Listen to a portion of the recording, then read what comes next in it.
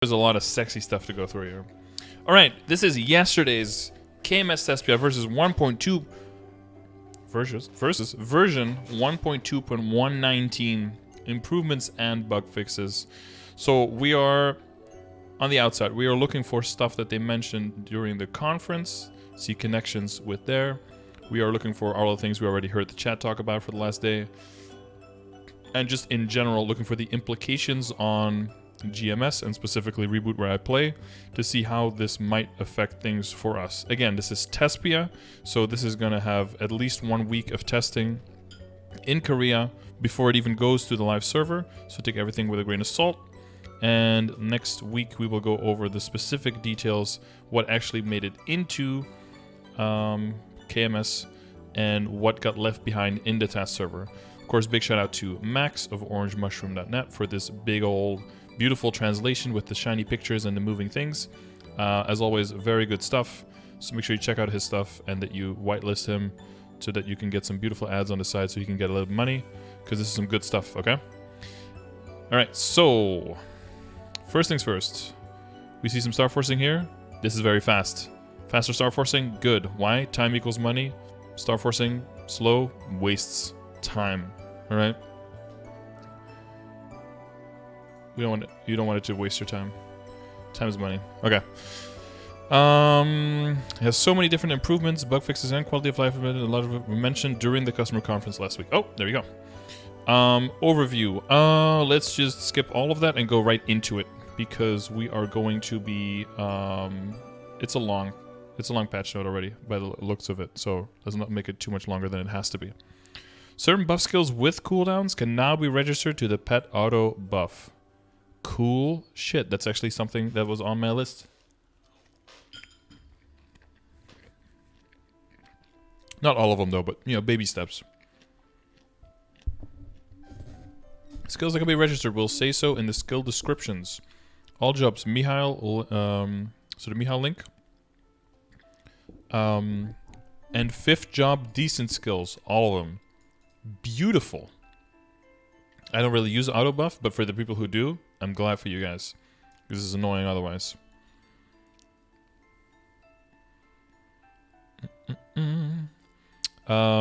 Adventure is epic adventure. That's interesting, because that does not have 100% uptime, so that's interesting why you would put that on auto buff. I guess for training, maybe. Captain Unwearying Nectar. That's like a regeneration kind of thing on Corsair. Glory of the Guardians. So those are basically like all of the level 190 active hyper skills. Meowgood of Tomorrow, Kadena Merchant Special Elixir. I think that's the one that gives you the critical rate a little bit.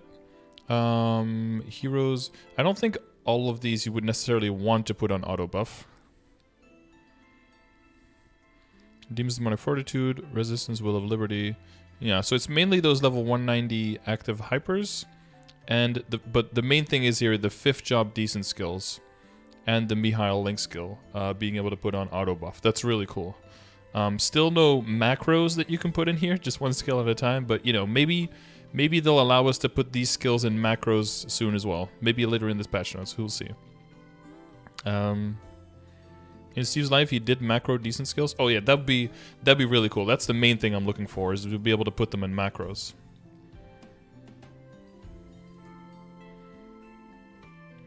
The Kadena skill is 50% uptime burst. Yeah, so are all the other ones. So it would be weird, in my opinion, to macro those, because it kind of puts a clock on every single bind hitting exactly immediately, so that you can be on the timer.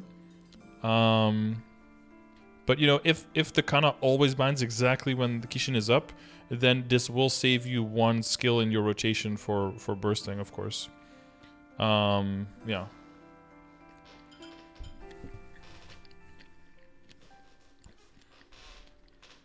Next is Blink. The notorious well, I was going to say notoriously horrible. There are some situations where Blink is actually useful. If there's like a certain death scenario, you can use Blink as like a Hail Mary to maybe survive.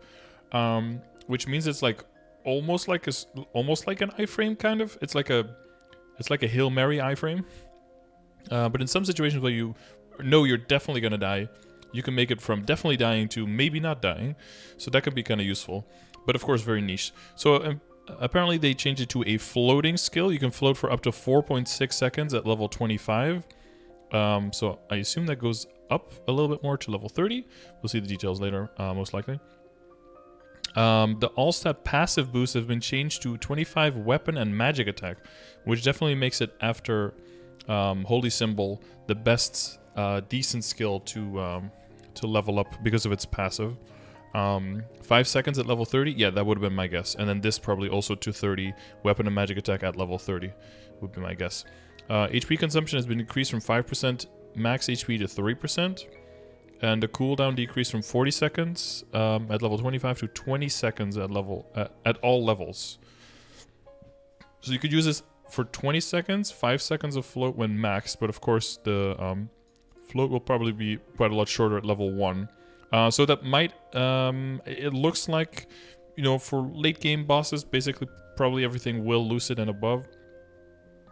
Might see some uses in some niche situations, and of course with the passive, make it quite useful to have.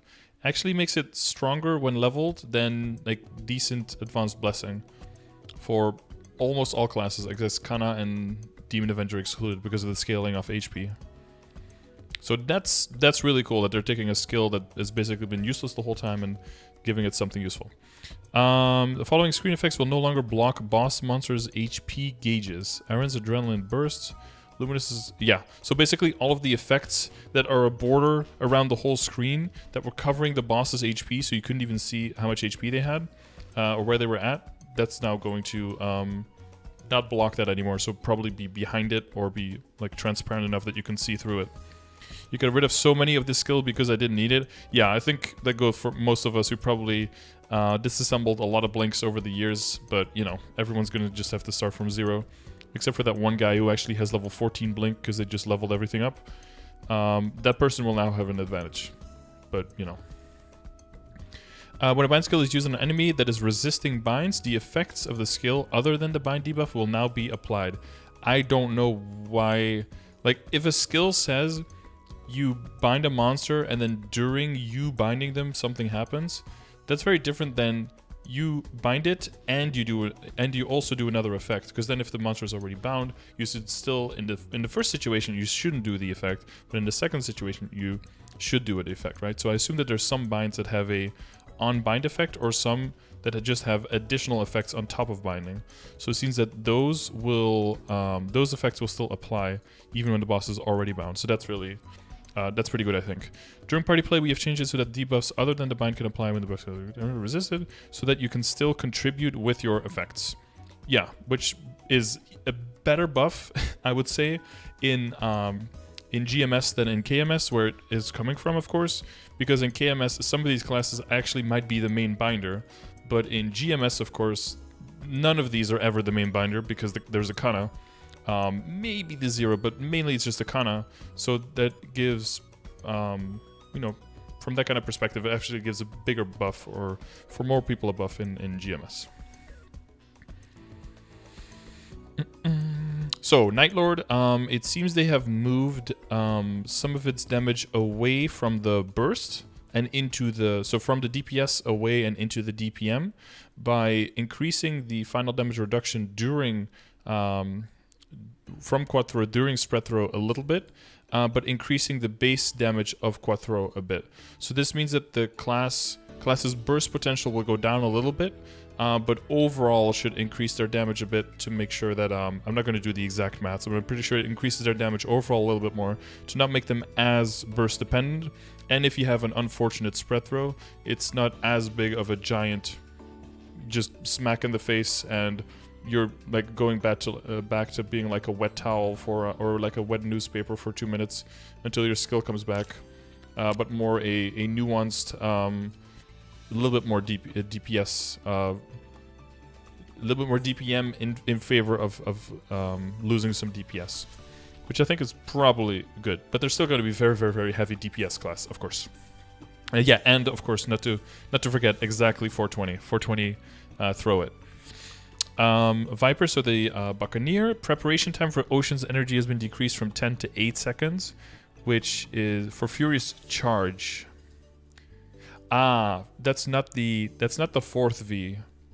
That is the third V, the one with the dashes. So that means you'll be able to prep your dashes faster. Every 8 seconds instead of every 10. That is very nice.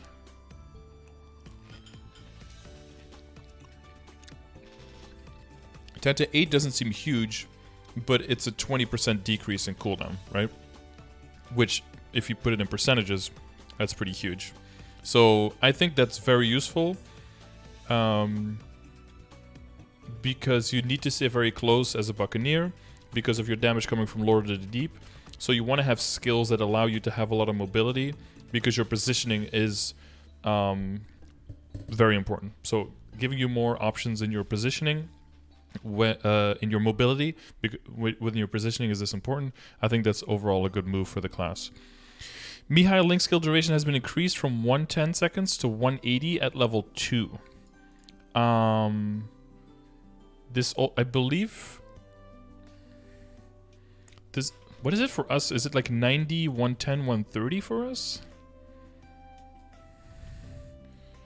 Mihail Link skill. Oh wait, I can just check here.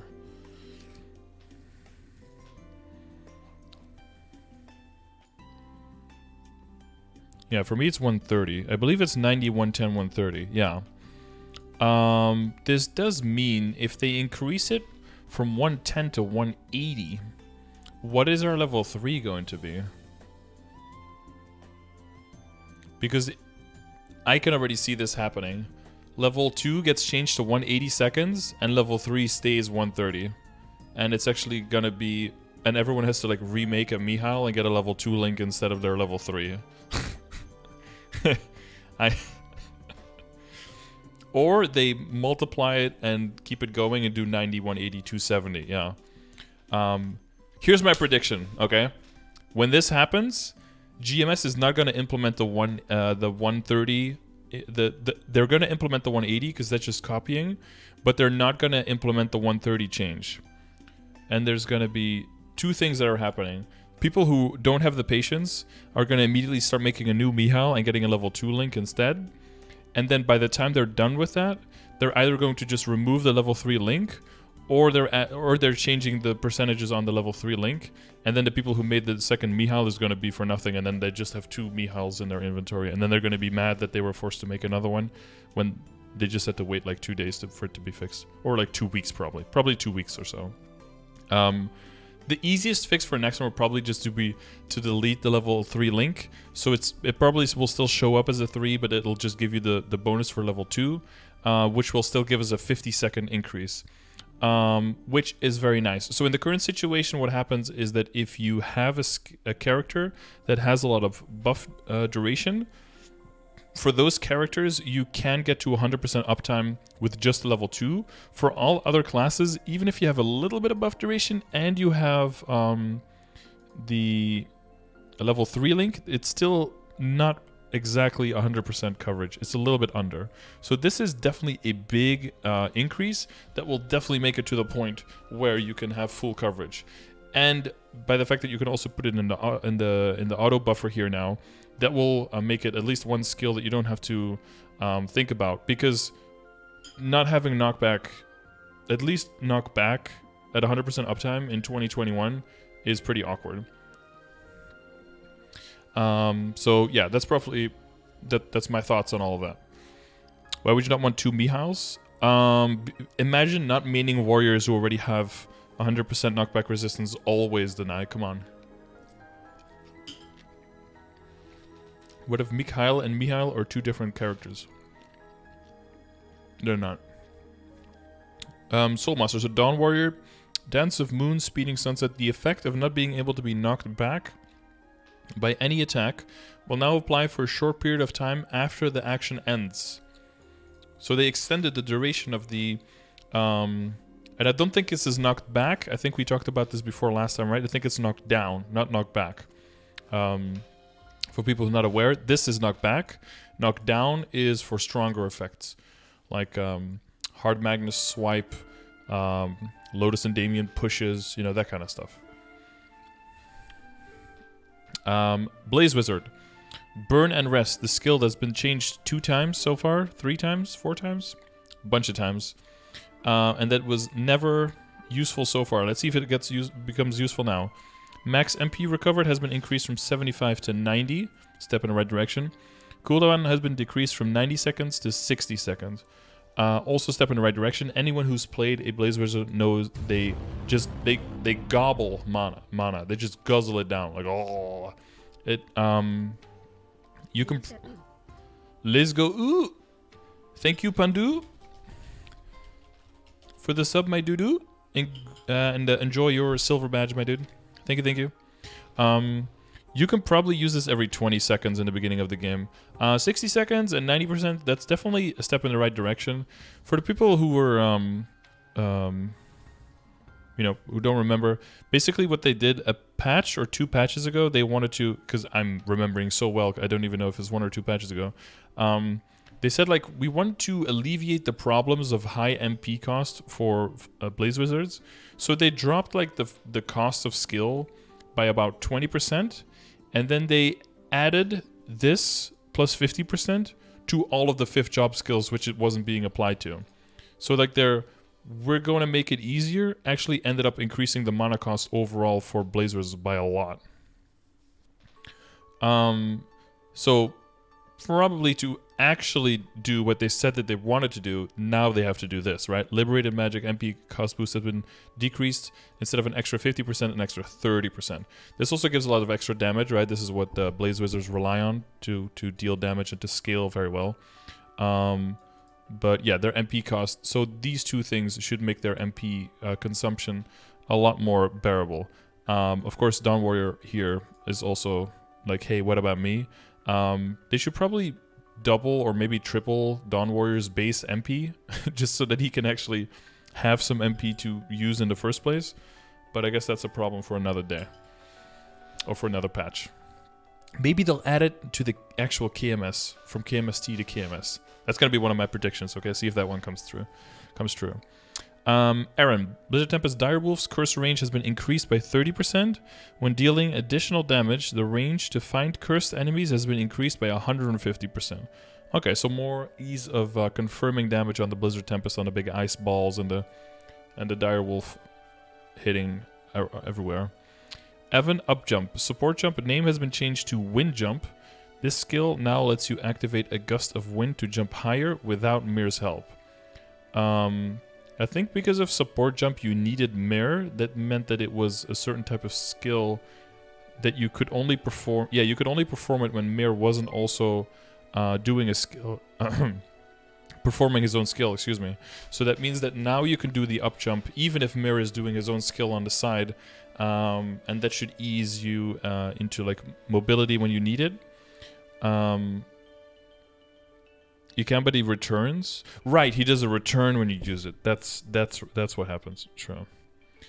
So you cancel it, right? So now it doesn't cancel it anymore. You just get an up jump yourself. So that seems like a pretty good change.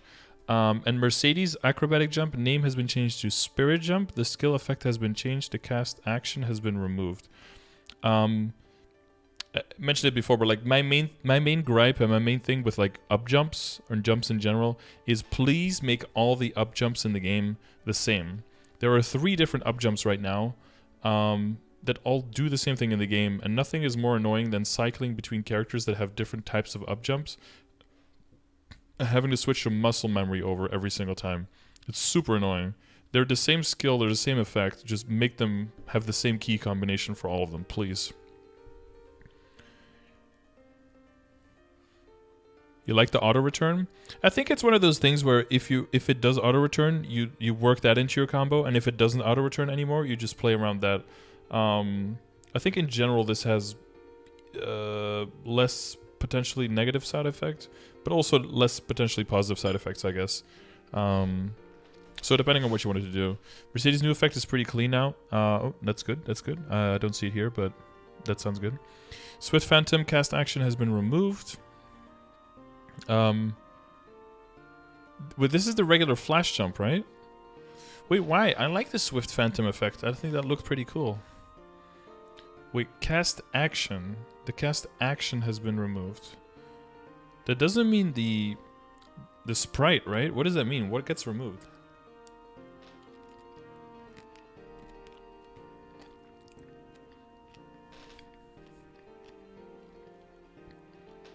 Does it just mean that the character doesn't do like a flip or something? Because I know some characters do flips in their flash jumps. Refresh. Oh. Oh, extra picture. Cool, cool, cool. Mercedes. Yeah, oh, it's the... Yeah, okay. I'm pretty sure Mercedes did a flip too. Okay, so they're like getting rid of the flips and stuff. So hopefully Hayato gets rid of that as well. You know what's really annoying? If you have like a big title or a big medal, it's just like rotating through the... You like the flip? Oh, don't worry. Mercedes still has skills that allow you to flip. You still have the... What is it? Some somersault or something? You can still flip around. Don't worry. Like a small delay before... Yeah, exactly. Okay, that's what... Yeah, that's what I was thinking. Yeah, small action. Okay. As I asked it, I was like, that's probably what they mean, but... Cast action being removed mean? So it means that right before you flash jump, there's not something that needs to trigger before it actually goes off. Because when that does, you lose a little bit of altitude, or you have to use it a little bit lower than you would want to use it, because there's a bit of delay on when you press the button and when the second jump actually goes off. So if there's no delay on that, it's more responsive and more directly related to when you press the button on your screen, how your jump is. Luminous, Light Shadow Guard, a passive, and Dark Crescendo, also a passive. Pretty nice. Luminous does have quite a bit of buffs. I think you make 2 full macros for Lumi and then have some stuff left over, like 1 or 2 left over. It's almost like I think it's at Wind Archer levels, right, in the early game. And then you add way more 5th job decence on it than Wind Archer does, so then you end up in a pretty annoying place. This skill now gives a damage increase buff for 8 seconds, and when an attack hits an enemy, the stacks increase per attack and hit, per attack hit, and the duration is refreshed. The maximum number of stacks has been decreased from 15 to 10. The damage per stack has been increased from 2 to 4. Okay.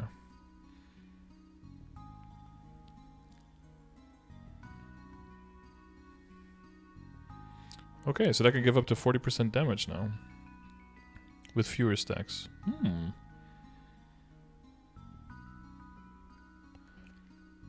Only lasting 8 seconds.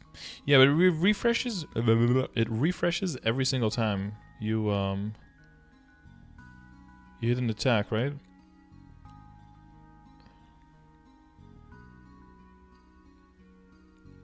I think that's for bossing. That's easy to upkeep. I think, and for mobbing, right?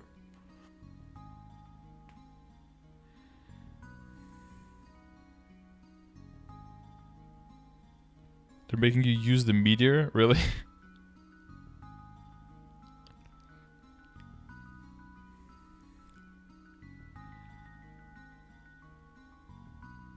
Oh, per attack hit. You mean like if you cycle through different attacks? I mean, I think you can just read it, like, if you use an attack twice, then you use 2 attacks, right? Are you guys saying that it's like muscle memory for Lumis? I don't read it like that. I just mean that every single individual attack, it's just that you can't charge like three stacks from one single attack. Pretty sure spamming works. That's how I read it, yeah. I read it as spamming works, but maybe they'll clarify it more. Maybe someone else has tested something that they can see. It is part of our culture? Yeah, exactly. Lumis are all about that skill spamming, so... You need to upkeep it? Yeah, but I mean, you need to hit the boss every 8 seconds. When you're bossing, I'm pretty sure you can do that.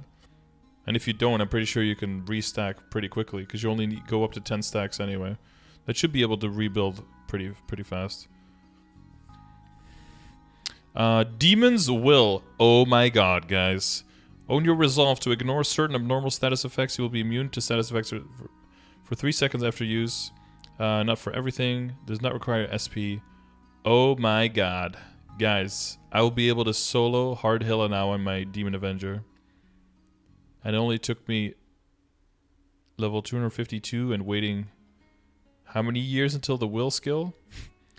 I hope that it can level up to level 5. They don't mention it here, but I'm pretty sure it will go up to level 5. Finally, I don't need a buff freezer for Hard Hill anymore. Now we can just bind and burst. I must say though, it's a actually the logo is a little bit ugly, but this is kind of sexy. Is this the best looking one? Maybe. Battle Mage Abyssal Lightning, the Underworld's lightning maximum number of enemies hit has been increased from 4 to 6.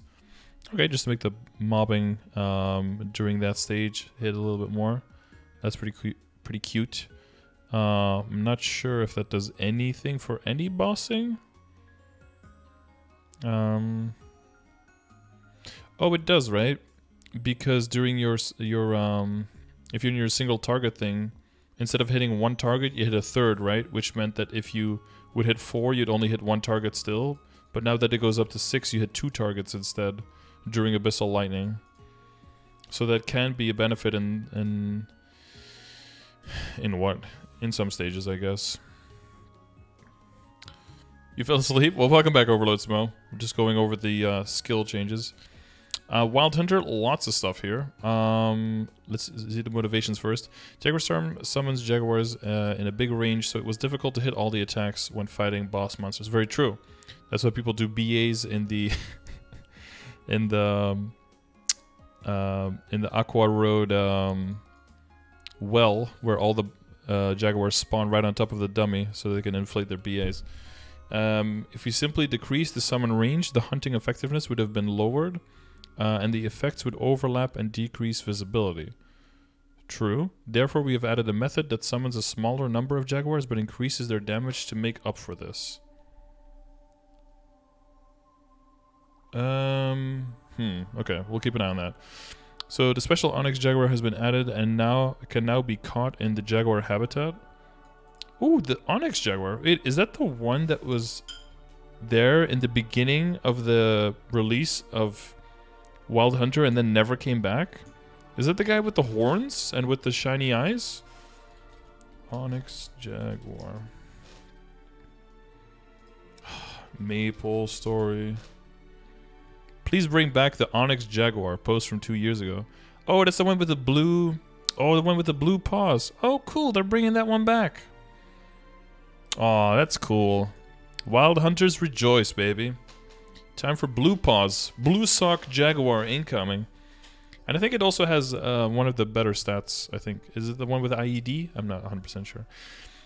Summon Jaguar. Jaguar riding cooldown has been decreased from 3 seconds to 1 second. That's always cool to be able to switch more. Of course, not to a 0 second, right? You don't want to accidentally, when you're spamming it, double switch. That's never cool. Yeah, it's tied with another, but it looks way cooler. Yeah, but there's another one. I think, is it the red one? I don't know. There's another one that has the same stats, yeah. Or maybe the beige one.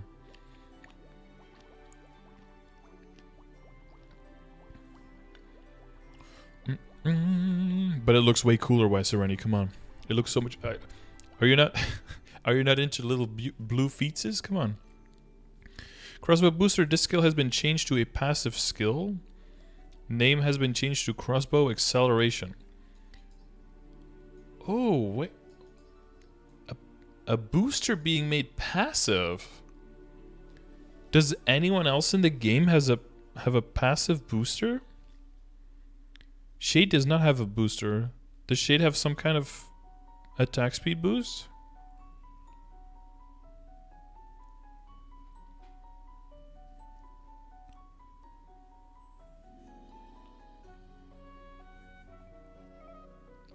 Green pot.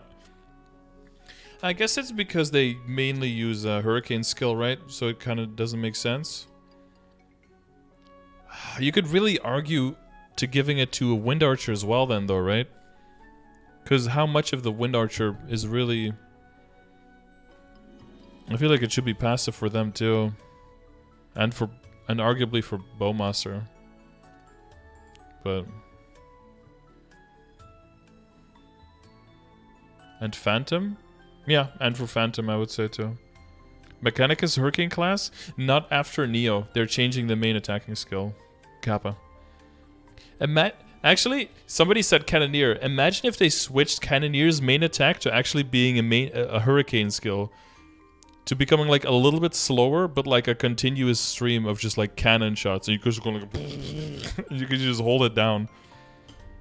I think that'd be actually that'd be pretty interesting for Cannoneer. You probably shouldn't be able to move or anything though.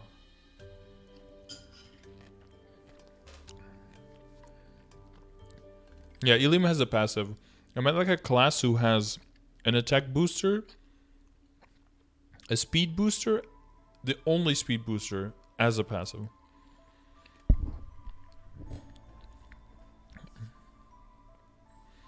If that would happen, I would play it. Okay, so this is pretty interesting, but yeah. Kind of makes sense to have it like specific to the class, but I think there's some other classes that could look into doing that as well. But again, I talked about this a little bit before, just to elaborate a little bit more. I think that some skills should be made passives now. I think the argument of like, oh, this skill has 100% uptime, therefore it should be a passive, or I have so many, I already have a lot of skills. That's more the argument, right? Like that you already have a lot of them. Because I think in the beginning, early on in the game, and that's why we were talking about like things that would be good for the game. I think it would be cool if once you hit 5th job, that more skills become passives at that point. Because you add so many good 5th job decent skills that most classes, even if you didn't have too many buffs before, you add so many that it becomes kind of crazy keeping everything up. So I think it would be fine to have as many buffing skills as most classes have right now, up until 5th job. But then as you get access to the decent skills, I feel like they should change some of the older skills to become passives instead. And then what I think they did, at least what some people in chat said, allow the decent skills to be put into the macros instead. So that you roughly keep the same amount of buffs and the same kind of macros all throughout. And that not some class ends up with like 18 skills to refresh on top of all of their attacking skills, and that another class has like 3 or 4, because that's a little bit wonky. If it's like, you know, if like the lowest have 5 and then the highest have 8 or 9, I think that's okay. But if the lowest have 3 and the highest have 14 or 15, that's a little bit all over the place. New Demon Slayer 5th job released. Mustama Bullet Bill. Holy shit. It's glorious. So basically the cat just fires through the map and just destroys everything. Honestly, Mustama should be completely redone. It can have some of its current aspects, but I don't like RNG skills like that.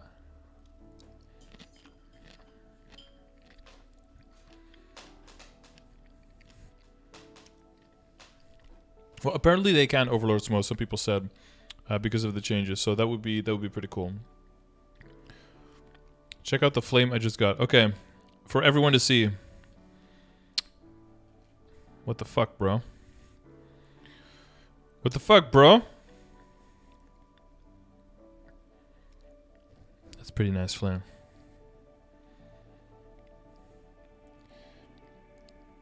It's pretty nice fucking flame, my dude. Strength is free. I thought they changed the rates. Okay. Beast Form, Reinforced Rapid Attack. A prerequisite skill of level 20 Beast Form has been added. Okay. I don't think... Yeah, okay. Okay, Jaguar Summon. So how are they planning on changing it? Skill now increases Jaguar skill's damage to regular monsters by 150%. And another bite activation rate by 50% while active. A new command has been added by using this skill with the down arrow key. When this new command is used, the number of summoned Jaguar will be decreased to 3, but the Jaguar skill's damage will have 205% final damage, and they will be summoned near the skill cast location. When a skill is used without the new command, the summoned Jaguar's area has been increased by 16%.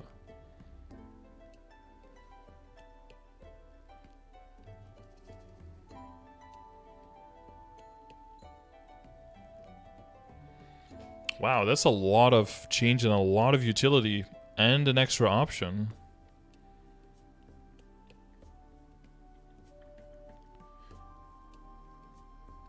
Was this skill like underperforming on mobbing? Because they boosted it by a lot for mobbing, and then give it 205% final damage for only 3 Jaguars, but then basically on top of your summon so that you can provide burst with it way more. Did it need a buff for mobbing? Oh, I know why they did that. Because you can also use it as a lower position. It missed a lot. No, for mobbing. I mean, you can also use it as a more dedicated position mobbing now.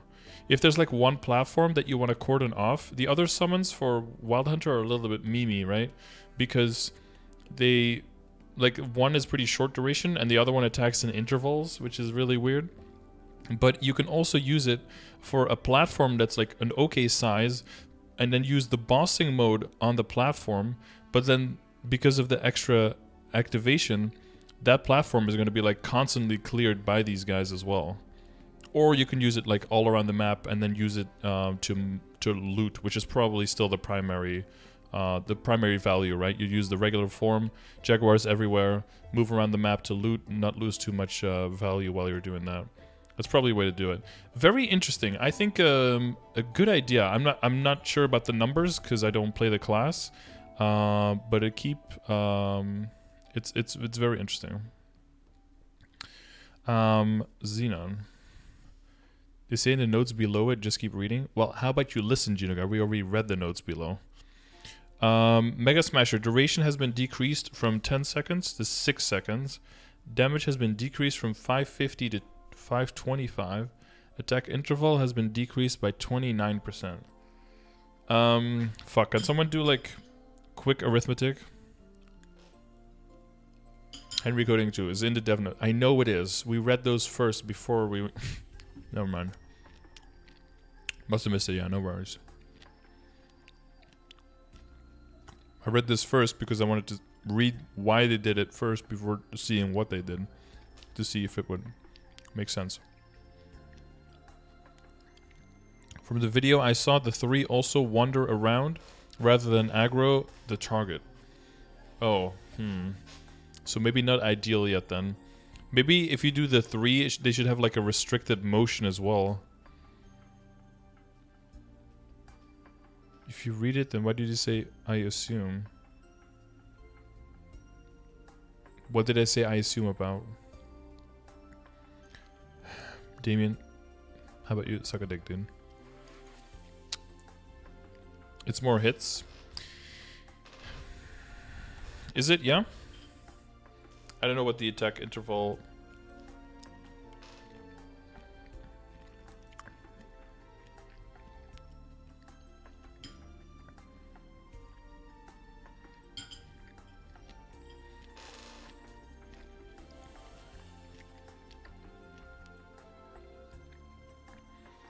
Yeah. Yeah, I assume they just want to do a similar amount of damage, yeah. They probably did the number crunching, I guess. But, I mean, if they... Yeah, reducing the total attack time and the attack interval. Similar amount of damage can be inflicted in a shorter period of time, allowing Mega Smasher to be used more effectively. Well, the main thing is that if you do a similar amount of damage in this... In a shorter amount of time, you just have more time to use other skills and to go ham during your burst, right? Because they did do big nerfs on the Mega Smasher in previous patches, taking you from 2 in one burst to 1, and then the combination of like holding it down with the other skill and making the Mega Smasher go off automatically if you try to hold the photon ray at the same time. Assume what, Henry? What are you talking about? What did I say I assume? Because it was definitely... It couldn't have been something that was right there, because I've read it before, so I already had that in my mind. Scardor, can I redeem a 1-on-1 life ship when I feel lonely? Of course, dude. Base aim interval has been decreased by 50%. Okay, yeah, I was gonna say this needs to charge faster and aim faster, because I tried to use this on Cvel and this was a nightmare because he's just constantly going underground. And it's taking away damage. It is a lot of damage, but it's taking away. So base aim interval decreased by 50%. That sounds like a good move. So some nice Xenon changes actually. Hopefully that should give them a little bit more freedom to move around for bossing, to use other skills. And if the boss, in combination with the other thing that we will read about Lucid, you know, the fact that she is hopefully not going to be moving around as much anymore, will also give you a easier time confirming all of your damage and move into other skills as well. So that should be cooler. It is a shorter iframe though. That's very good that you mentioned that. This is also like an iframe the whole thing. But I think people will be okay from going from a 10-second to a 6-second iframe if that means that you have 4 more seconds of dealing damage. I think most people will be okay with that. How does a character's range on Reboot relate to a range in regular server? If you mean like range for the skills, like how far you can reach, it's exactly the same. If you mean damage range, it's lower in most situations, but that doesn't necessarily mean you do less damage. But we do less damage. Because we just have access to fewer sources of damage. But you can check ! Range if you're interested in that. I made a video about what is more important to look at than range and why looking at range can be deceiving. Okay, let's see. Kadena, chain arts takedown. If the bound enemy is not within attack range after pressing the skill key, you will now be moved instantly to the enemy before attacking. Okay,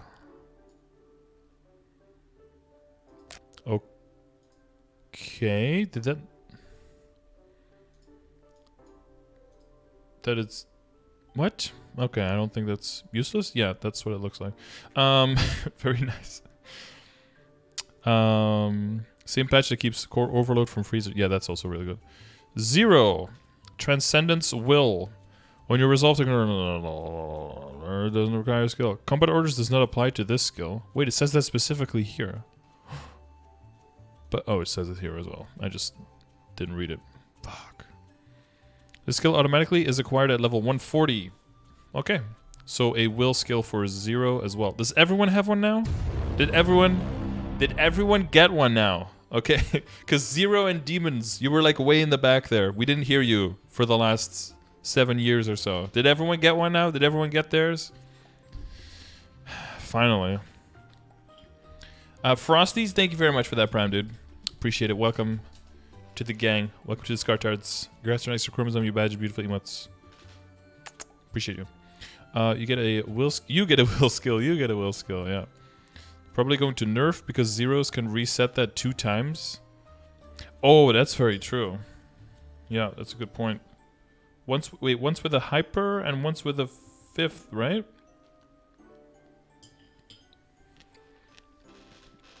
We don't yet? Oh wait, Signuses don't...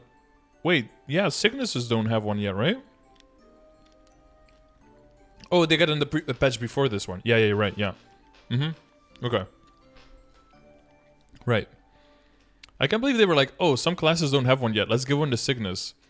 And then everyone's like, okay. And then someone's like, but what about demons and 0? And they're like, fuck. I thought we had all of them. Was that sub number 875? Let me check. We are at 877 actually. 877 right now. Should show up here if I'll go into it. Yeah, there we go. The percentage damage, the percentage final damage change will be that huge? No, it'll probably be less, but we'll get to it.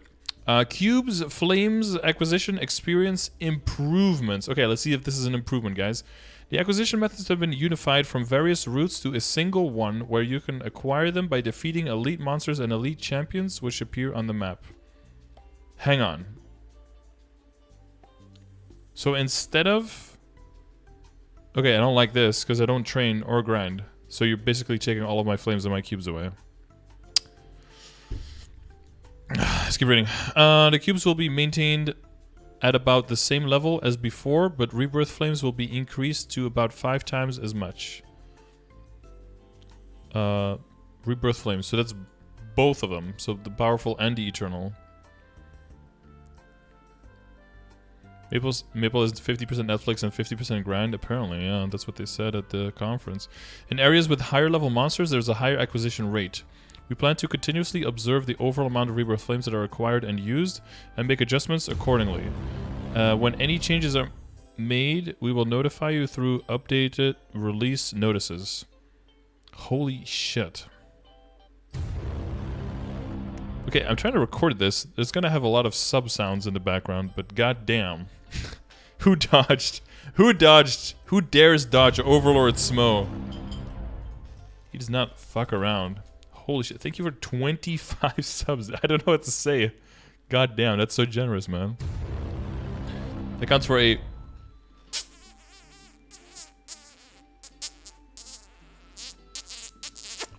big kiss from the chat. Look at those poggers. Any coggers in the chat? For Overlord Smo? Wasted? No! It goes towards more entertainment, dude. Goes towards paying my new editor. Probably. And then there's me.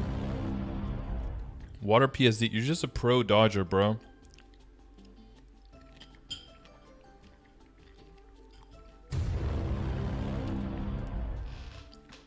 Bezos is eating well tonight. Yeah, this is 50% Bezos bucks there. I plan to continuously observe the overall movement and make adjustments accordingly. When any changes are made, we'll notify you through update release notes. 5-time flame rate, 0.05 to 0.1 rate, nice buff. No, that's times 2. That's not times 5. You mean 0.01 to 0.05, right? In addition, black rebirth flames and their crafting material for ever unrelenting black flame have been added. The acquisition rate is half of the eternal rebirth flames. We will continue to observe and adjust this as well. If this improvement, in this improvement process, cubes and rebirth flames that bosses in Reboot World dropped at a low rate have also been removed. We'll present a more suitable experience when we reorganize boss rewards, including in Reboot World.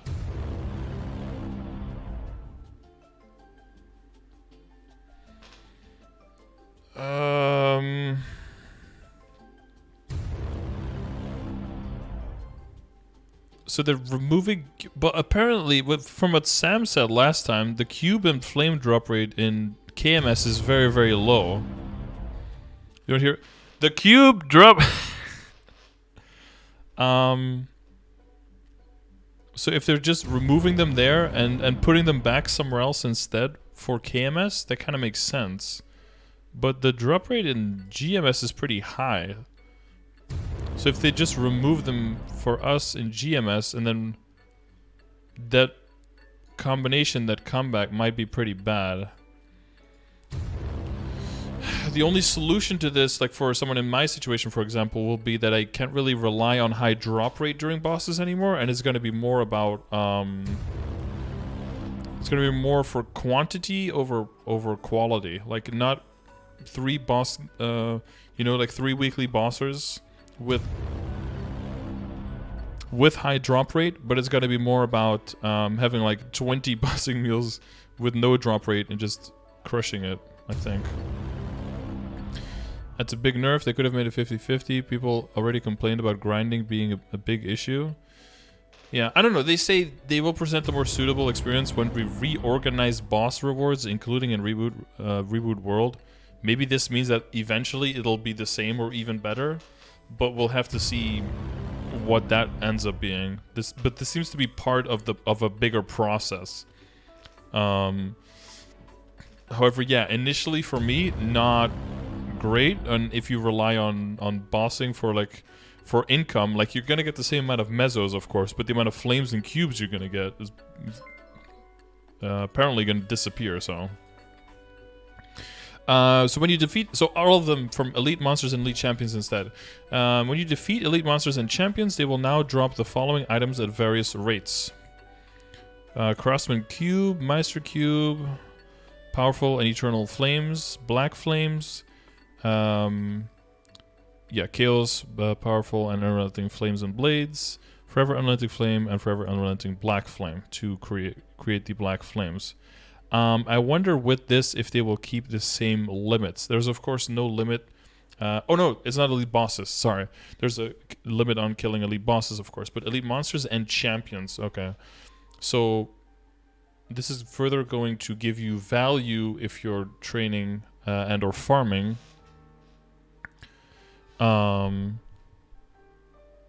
You know, and with the grand thought of like people complaining that it's too grindy, if instead of it being too grindy, they make the grinding less, but they actually give more value to the grinding, that means that they don't seem to have any plans of making the games less grindy, but just incentivizing it more to make people feel like they're getting more back.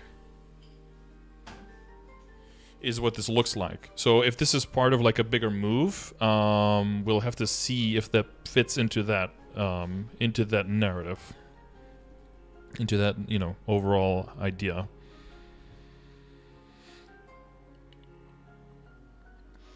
Yes, this is Tespia, so 1 week until it reaches KMS, and then from there on out, if it's not a seasonal update, then usually it takes about 4.5 months until we get it. There have been exceptions. The compensation was pretty much immediate, and I assume if they get a 64-bit client, that probably becomes pretty immediate as well, or it might not because of compatibility with previous versions, etc., etc. But yeah, if it's seasonal, then it's 6 months, like the winter and the summer updates, and then all the other stuff that's like holiday stuff is usually 1 year behind. So anniversary event, Christmas, etc., etc. But this time next year, MapleStory will be a modern game. Dude, I'm telling you right now, Sam, when we get our 64-bit client, we'll be able to enjoy it for about 6 months, and then Windows is going to come out 128-bit. And we're going to be a whole generation behind again. Guarantee it, dude. Guarantee it. And then it will just be another decade behind. For another decade, we'll be behind a whole generation.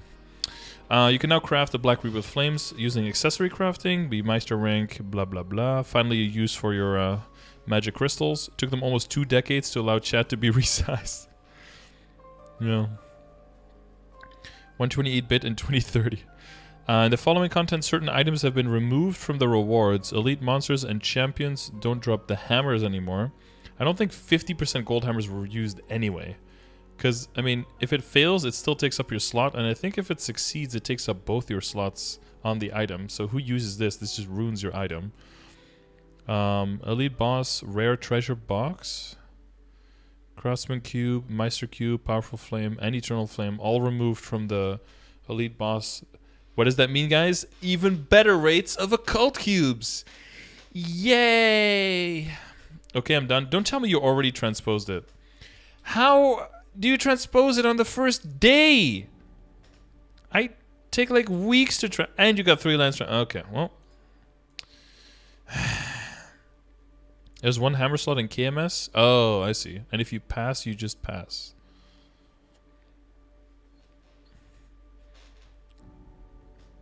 Transposed on first try and 30 cubes. Jesus Christ. Okay.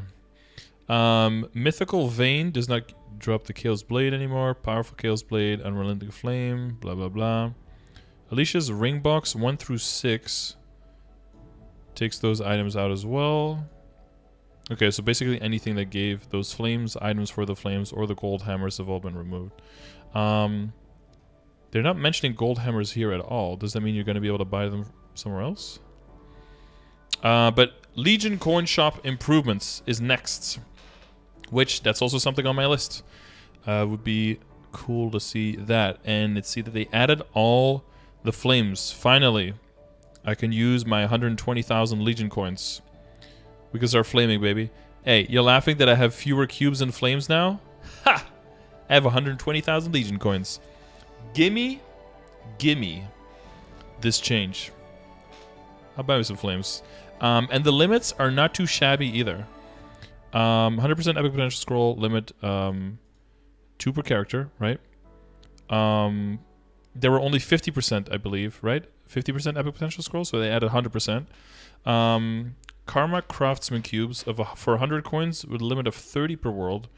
Karma Rebirth Flames, Karma Powerful Flames for 50 coins. Karma Eternal Flames for 150.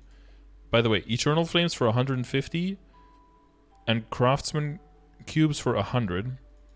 Maybe that's good balance for non-reboot. For reboot GMS, that's a fucking joke.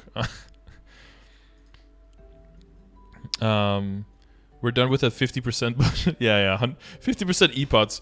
Dude, everyone I know would rather pay 300 coins for 100% than pay 150 for a 50%. Because on those few times that it works on the first try, you also have a few times where you need to use like 8 of them to get one to work. So it's better to just double the price and double the percentage. That's just guaranteed. Just get it over with.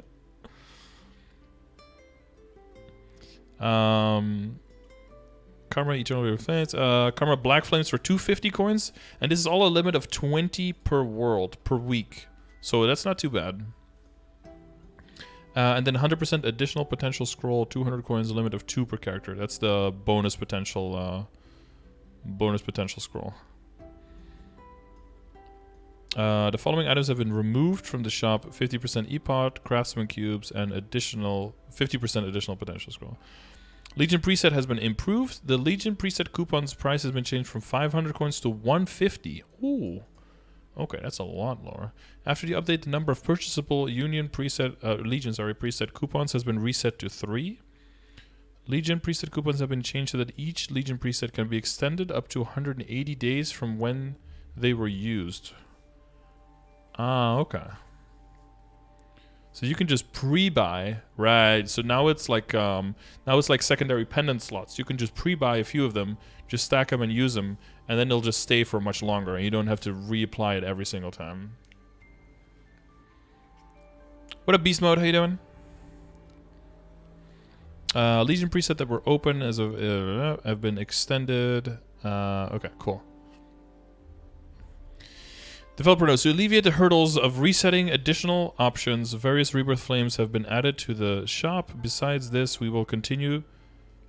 Wait, to alleviate the hurdles of resetting the options, we added the flames to the shop. And also removed them as drops from bosses. That's probably pretty important to mention. Because they're presenting it here as if like, oh, you guys had trouble flaming? Have access to more flames. You also just removed access from flames from bosses, by the way, right before this. Maybe you should mention that in the overall developer note here. Besides this, we will continue to have updates to alleviate the hurdles of resetting them. We also wanted to improve the experience just for reboot. Yeah, how high is the drop rate in non-reboot KMS for flames and cubes?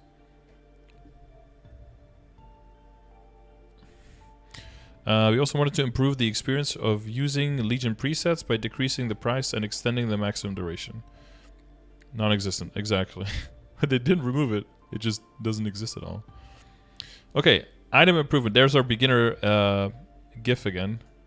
I almost said GIF. Just to trigger some people. So upgrading is way faster now. It's ching ching bling, ching ching bling. So what will this mean? Spend your money faster. Yes, blow through your money faster without realizing that you are. So make sure you set a budget before you start so you don't just blow all your money. But of course, on the flip side, when you are trying to make a bunch of upgrades, you'll be able to make them in a short amount of time, which means that you can get to regaining your cash faster and not be stuck forever in the star forcing. So that's a good quality of life improvement in IMO. Star Force enhancement and scroll trace enhancement animation time have been shortened to 1/5 as much. 1/5 as much. Hey, 1/5 is... Wait, did you hear my rant on... Did you hear my rant on speaking about maths? Hey, Maple Story music only. Don't go throwing up copyrighted music. And then a flame UI. That's also on my list.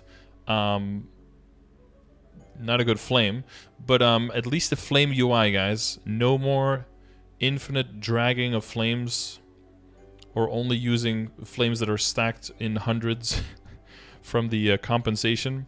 Once the compensation flames are gone and you have to start using individual flames again, this is some good ass shit. Okay, basically they just copied the Black Rebirth Flame UI, which already had enough space, so that can accommodate all of the potential lines that you could be getting.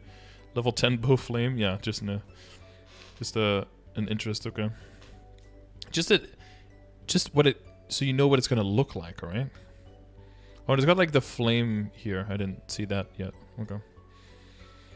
Using Rebirth Flames, you can confirm the reset results through the UI. If you have multiple of the same item, you can use them continuously. When using Black Rebirth Flames, the remaining number will be shown in the UI. Wait, only on black, not on red or Eternals? Okay. That's gonna be something that they just add in like a few months anyway. I don't know why they just don't just add that immediately, but okay. The trade properties of certain secondary weapons has been changed. That's, you know, all non-reboot, of course. Mechanic, Demon Avenger, Demon Slayer, and Mihal's secondary weapon have been changed from untradeable to tradable. The secondary weapons received at first, second, and third job advancement can now have potential. You can now unequip them from the equipment window. They will no longer be removed when you receive a higher level equipment. Okay. Mechanic, Demon Avenger, Demon Slayer, and Mihal's emblems and secondary weapons were all tradable. Were all tradable unlike other jobs? No, untradable, right? This was a barrier of entry when creating a new character and was a burden for current characters, so we have improved it. Okay.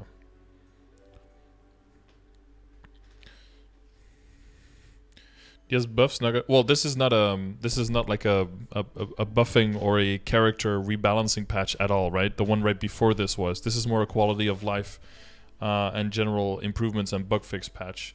The main focus of this patch is definitely not to make classes stronger, but more to restore consumer confidence.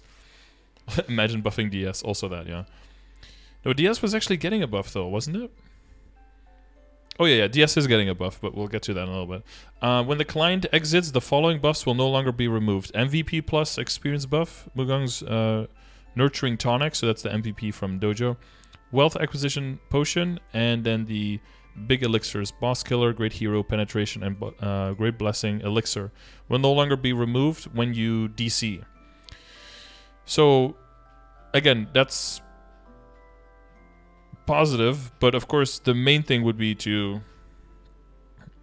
just make everything stay, because would some not?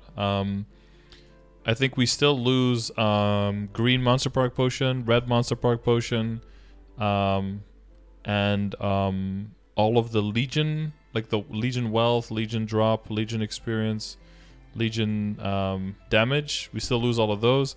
I don't know why they just don't add all of them to this list. I don't know. Oh, we have more trees in Korean here. Well, yeah.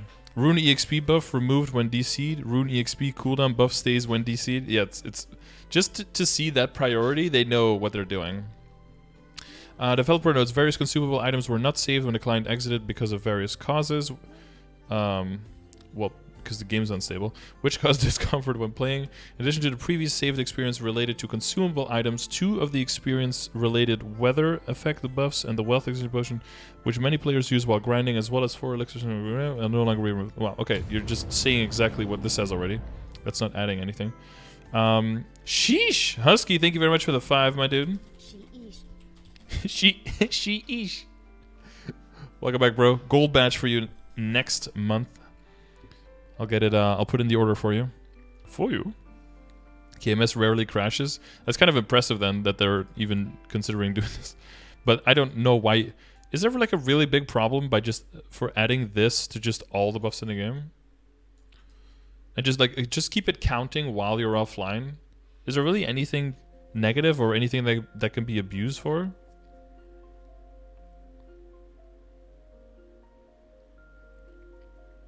We force yourself to DC so you can just keep using the experience coupon. Well, the timing there's time on it will still go down. People use the 4 elixirs while grinding. Yeah, that's actually true. I don't think people grind with a boss elixir. Any updates on 64-bit client? Not yet. I think they said before that they want to get it in the game at the latest by September, I believe. Might need to do it for every buff in the game. Yeah, just do that. Just hire 2 fucking interns and get them to get them to add it to every single buff in the game. You just said there's too many. Just hire an intern, dude. Pay them an exposure or something. Okay. Arcane symbol and authentic symbol growth experience has been improved. How? How could it possibly be improved? Well, when you're growing arcane symbols and authentic symbols, you can now grow them beyond the maximum value of the current level. So if it's already 12 out of 12, you double click some more symbols, it stacks on top of that. It keeps stacking all the way until you would hit a higher value than the max level. So if you don't have the money at this point, or you're saving money because you want to buy droplets from the Maple Hotel or Neo Shop, for example, but you don't want your entire inventory to be full of symbols, right now what you have to do is unequip whatever symbol you have, re-equip equip a level 1, throw it up to 12 out of 12. Throw it up to 11 out of 12. That's the play. Then equip another clean one, get it up to 11 out of 12 as well, and then throw the 11 out of 12 on the 11 out of 12 to go for 22 out of 12. And that's how you can throw 22 symbols into one stack, and hopefully, you know, by the time that your inventory fills up with those, you should have enough money to start leveling up the other ones. That's what you do right now. But in the future, you'll just be able to like keep throwing them all pretty much indefinitely. And then once you have the money, you just click, level up, etc., etc. So that's pretty cool. Storage UI size. I don't know about this one, bro. Okay, I will accept this 100% without any negativity if you also remove the PIC check on the storage. That's the deal. That's my deal. Take it or leave it, all right? I will take the fat, chunky storage room. I will take it. Also, yeah, the white space here is triggering me. But only if you remove the PIC requirement. I think that's a deal that most of us can live with, I think. People who dislike the extended inventory are weird. No, I don't think it's this matter of weird or not. It has to do with when you started playing. When I started playing, there was no extended inventory, and I just, in my brain, items are just organized by columns of 4. That's just how they are structured in my brain. That's how I played for 17,000 hours. That's just something that looks better to me because it just looks normal. All the big inventory just looks weird. Also, people who don't play on super high resolutions, at least for myself, I don't tend to make the inventory big like that, because it takes up way too much of my screen. Why did they do the PIC for the storage? I think it had to do with PC bongs, the PC cafes in Korea, so that people, like, if you would leave your computer and you wouldn't lock your computer with a code when you went to the bathroom or something, someone else could go on your account and like mess with your shit. I believe so. It's something that, as far as I know, it is purely something that GMS does not need or use at all, but it's still somehow in there just because, you know, copying code, and that makes it more makes the client more simple for GMS.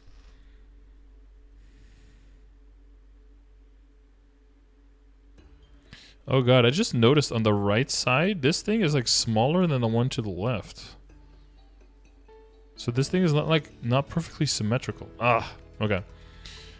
They released some rates. When using soul shards, each soul's acquisition rate will now be displayed.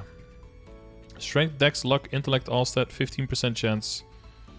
2, 3, 4, 5. That's 75% chance. Attack, Magic, HP, 8% chance, 24. So that makes it to 99. And then Magnificent, 1% chance. This does mean during Magnificent Soul event, Magnificent Soul event, it goes up to 5%. Which means you lose 4% from the other 1, 2, 3, 4, 5, 6, 7, 8. So do they all lose 0.5%, or do they lose it by distribution of that as well? We'll probably see that during a Magnificent Soul event, how that changes. And then, Extreme Growth Potions usage experience has been improved. You can now use them at level 200 or higher, and they will give you the experience that you would need to get from 199 to 200. Very small. Oh, that's almost a swastika here because of the font. Jesus, careful, guys.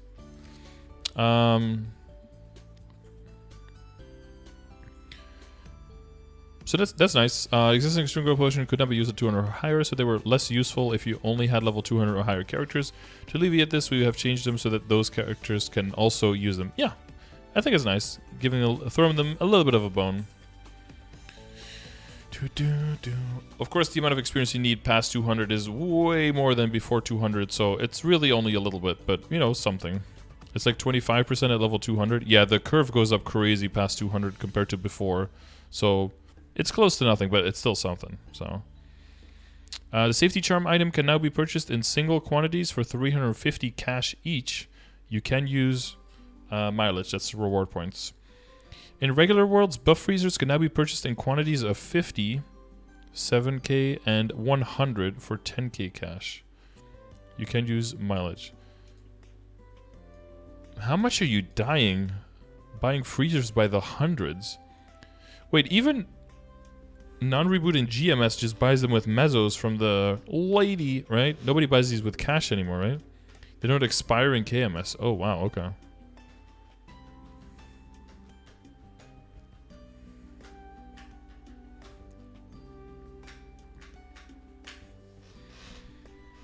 Okay, what is this? Twisted Times? The size of the icons of equipment items dropped by boss monsters have been increased to make them easier to see. Oh no. They're so pixelated. Ah, I hate it. The gloves are like the size of humans now. And they look like shit.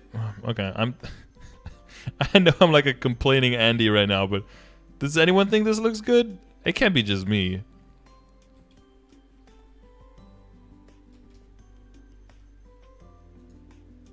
This ain't it, Chief. We must expand. They're huge, bigger than the characters. Weird champ, chunky. Ew, ew. Looks good if it's a rare item. Dude, yeah, from Papaladas, you're gonna have like you're gonna have a pap mark like the size of your character that you can hide behind.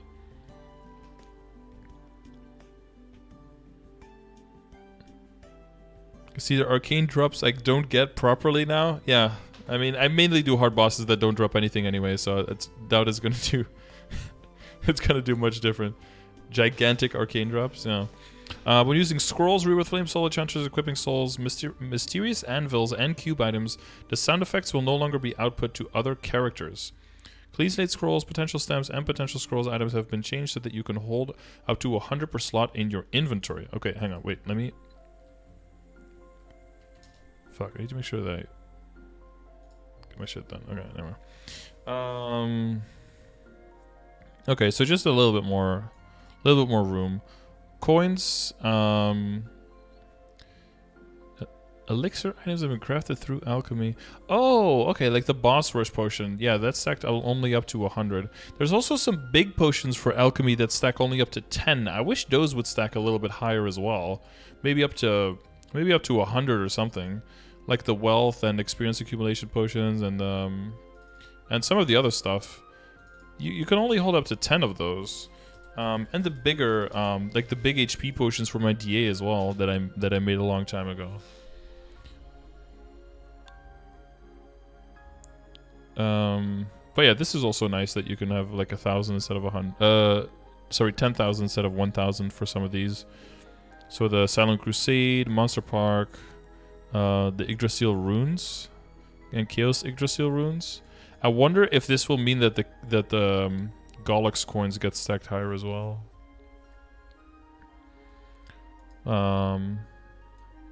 Spirit coins? They don't mention the Dineros here. They'll probably have to do that specifically for GMS to have the Gollux coins and the Dineros not take up as much space as well. I wonder if they're gonna I think they're not going to be able to do that immediately, and they're probably going to have to add that later, I am assuming. Okay,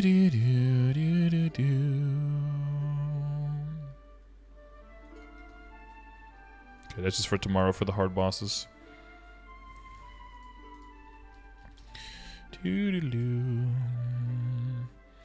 Dominator Pendant's item tooltip has been changed so that it does not show the unique equipped item tag multiple times. Oh, it shows that multiple times? Okay. When hovering over cache item tooltips in the chat window, they will now be compared with your currently equipped cache items. Okay, we don't have stats on those. Boss monster improvements. The boss UI will now display your clear status. That is way better than having to go out to a different area trying to queue. Like if I'm saying, guys, come now for Hardhilla, which phrasing, sorry. That just gave me a weird visual. Yeah. If someone's like, oh, I might have already gone this week. Oh, leave the party, go outside, see if you can queue. If you can queue, come back in, join back the party. No, just open up your boss UI, see if it says 1 out of 1, leave, you know? Yeah, I like that a lot.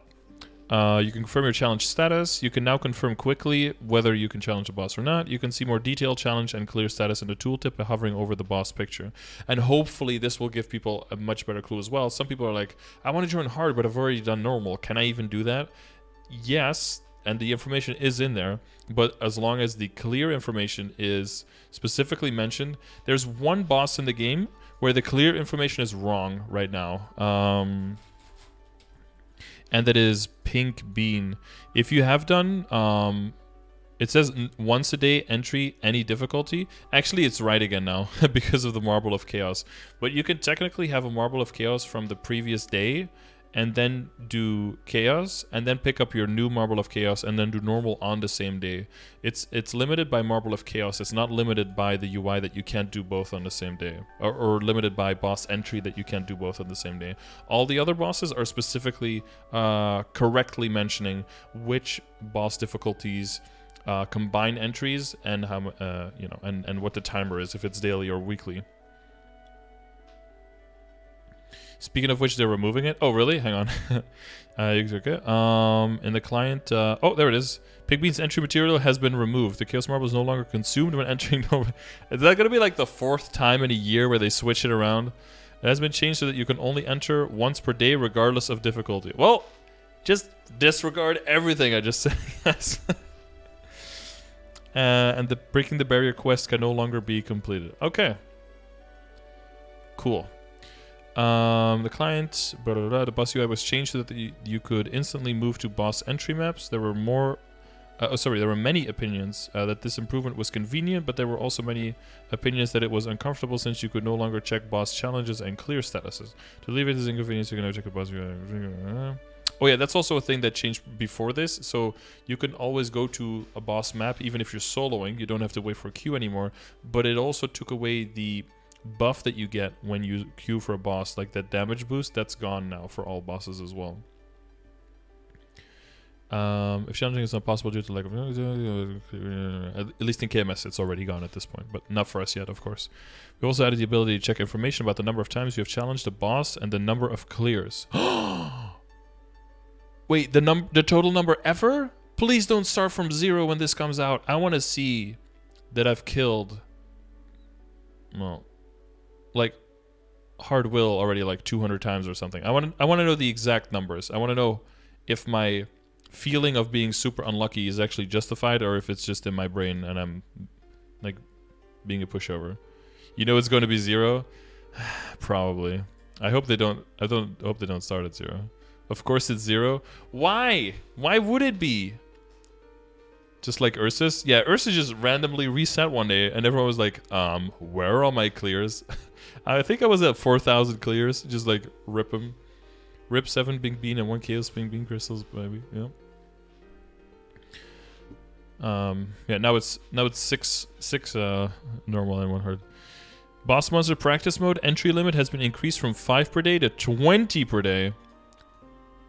Please add for Gollux. Nexon GMS, please add for Golix. Thank you.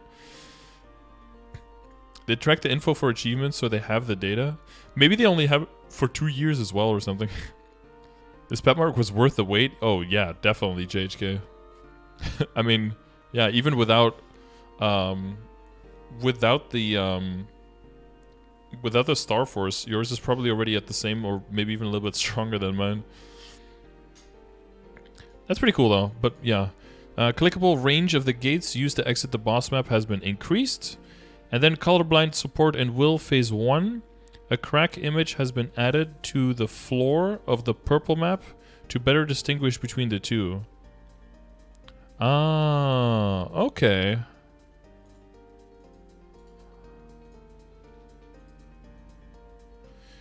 Okay, so blue has no crack, purple has crack. Nice. It's pretty mild though, and a lot of the bottom of the map is kind of poorly visible. I feel like they should just change purple to yellow, because yellow and blue is like usually the colorblind support. But yeah, I was gonna say like, did they add a green effect? But it's a wind archer, so everything is green already. Dabba-doo-dabba-deen. Then adventure emblem acquisition experience improvements, dude. Right when I did it on all my characters for Project CRA, really. Well, it's probably gonna be months though. Boss exit increase. Don't spam Y. No. You have to click it. They made it so that you have to click now on boss exit portals, Aquafina, so people don't accidentally trigger it with Y or with pressing up near it in boss fights. The existing adventure book quests, which rewards the silver maple leaf emblem and gold maple leaf emblem, have been changed. The Adventure Guild's reward quest has been changed to be available when you are level 70 or higher. The name has been changed to Adventurer's Proof. The Maple Island Savior quest has been changed to be available when you are level 100 or higher. The name has been changed to Free Adventurer's Proof. Adventurers had a longer quest line to acquire emblem compared to other jobs. Yes. Why is that bad? We have improved this by changing it so they are acquired at certain levels to reduce the inconvenience. Okay, but why is it bad that they had a longer quest line? You guys also have motherfucking open job advancement, which nobody else has, okay?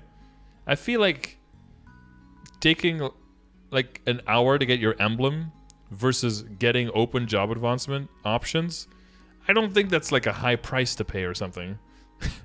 Like, just because the emblems are harder doesn't mean you have to make it easier. Because like, there's more to a class than just how hard your emblem is, right? Please delete the quest line. Okay, I'll delete the quest line, and then you also delete open job advancement. Deal? Like Nova with Magnus prequest? Yeah, like what? They don't even have open job advancement. Why do they have like the giant ass Magnus prequest? When are they removing the double boat ride for Evan? Wait, Evan has to do double boat ride? I don't remember. Yeah, the seed improvements.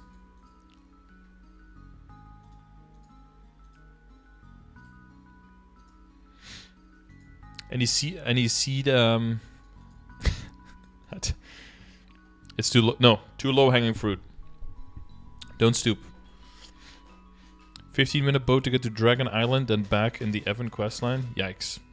The ring activation skill has been added. The ring activation skill has been added, which lets you use the active skills of the rings from the seed. The ring activation skill is only available when you have a skill ring equipped. The ring activation skill's activation effect on and cooldown are shared with the currently equipped skill ring's active skill, and if you change skill ring, it will change accordingly. Ah. So one hotkey to trigger your ring's skill, so that when you switch rings, you can activate it more quickly.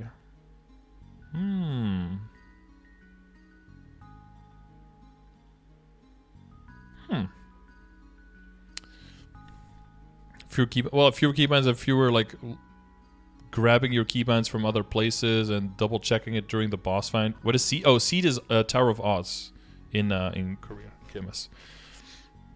No need for like 3 to 4 different binds for the different rings. Yeah, exactly. Yeah, that's a good one. How does it work, by the way, if you have 2 of the same ring? Like, let's say they have 2 ROR3s or something. Do you just need 1 keybind, and then if you equip the right ring, it'll just be off cooldown, even if it's the same effect from the same type of ring?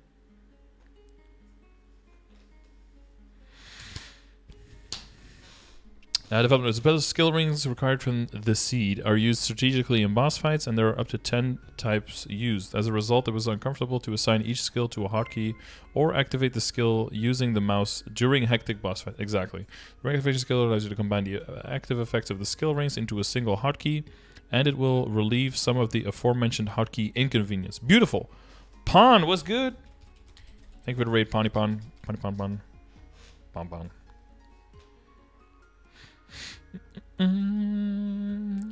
The skills from 1, 2, 3, and 4 share the same cooldown if they are the same skill. Oh, so you have to have like an RR3 and an RR4 to be able to use both. If you have 2 RR4s, like you don't get any value from that?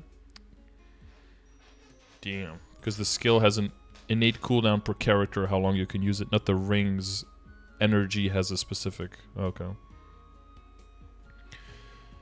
The number of times you can switch your link skills resets when the server reset time. Yes, that's correct. In 21 minutes. If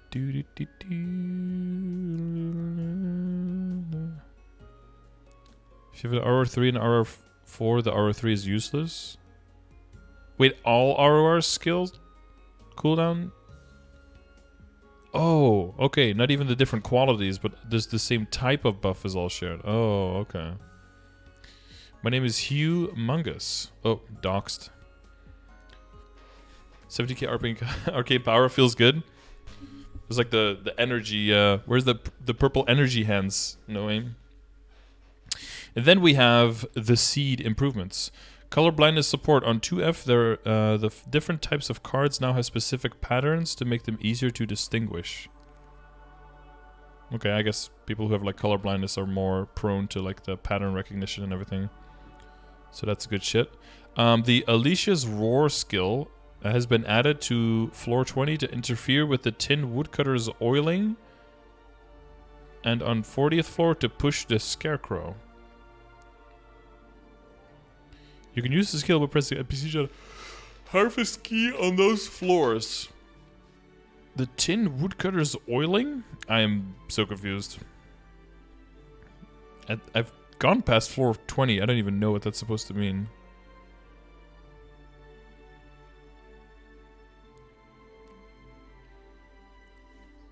It does look like phantom cards, these.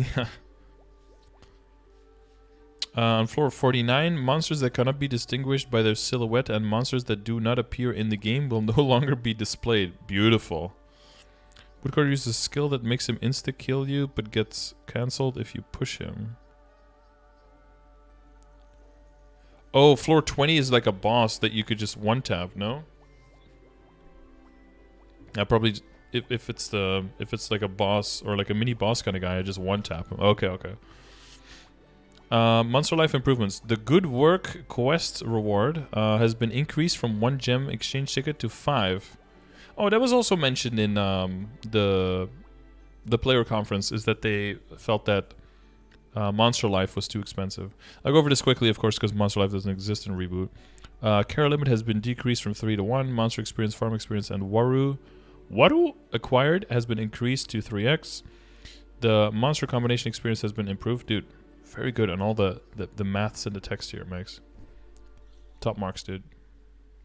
When a special category combination fails, rank-based monsters will now appear based on the general combination logic instead of only C-rank monsters. When combining the rates for special category monsters to appear has been changed based on rank and have been increased from before.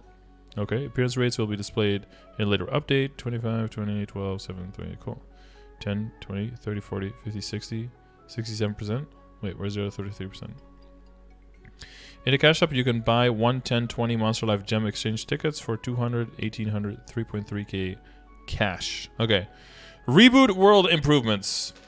Time to see something that is definitely not going to make it into the game and get our hopes up and then become... This is the ultimate test, okay, guys? This is the ultimate test if everything I ever talk about with the baseline is ever making it into your brain, okay?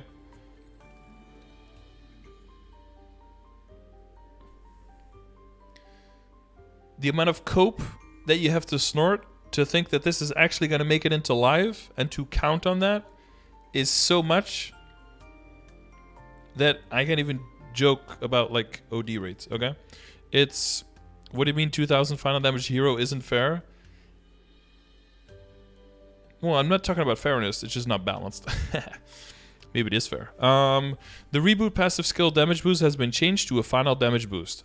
Talked about it before. I think that's a great change. Not because it makes me stronger, because it doesn't necessarily. It depends on what the exchange rate for the percentages is, right? I think it's great because percentage damage interferes with other sources of percentage damage and boss damage in the game.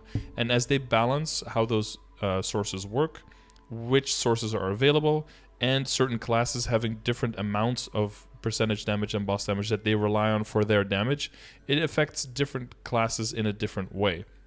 Final damage stacks in just the same way for everyone, equally, and improves their damage by a flat final percentage for all of them equally. So I think it is a more, a cleaner and more balanceable way of giving you a damage increase in Reboot, and it helps you with scaling towards the late game and the end game, where it becomes exponentially harder to balance for, especially in Reboot, since we have fewer sources of damage that we have access to. Jingo Kudo, thank you very much for the 4 months, my dude. Can we get a, what is this, a Peepo dance? Peepo dance in the chat for you. So I think, therefore, that's a good move. Not because, like, number go up. Because even if the number goes down a little bit, I think it's still a cleaner way of doing about it.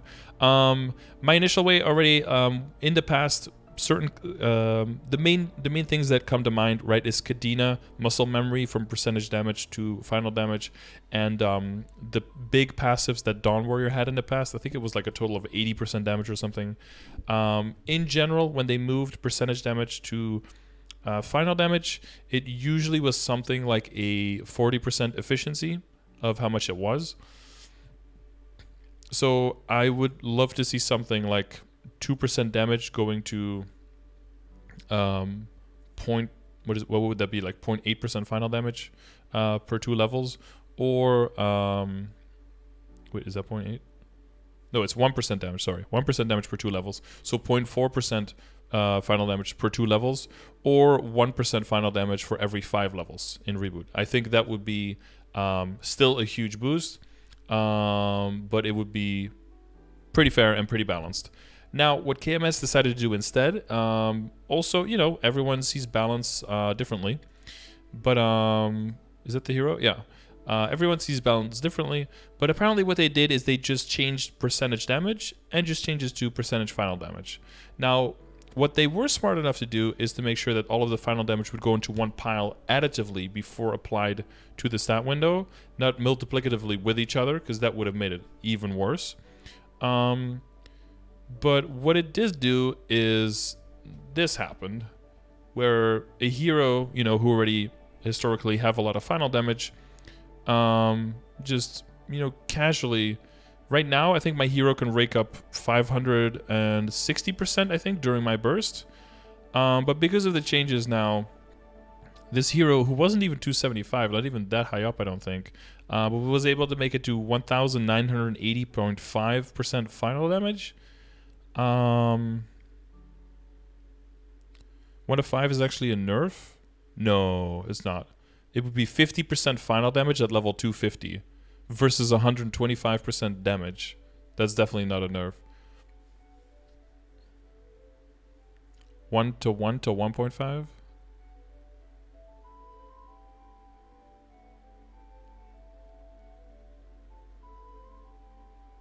Well, yeah, 1 to 1. Everything lower than 1 to 1 would be a nerf compared to KMST. But yeah, so clearly this is not like smart to do.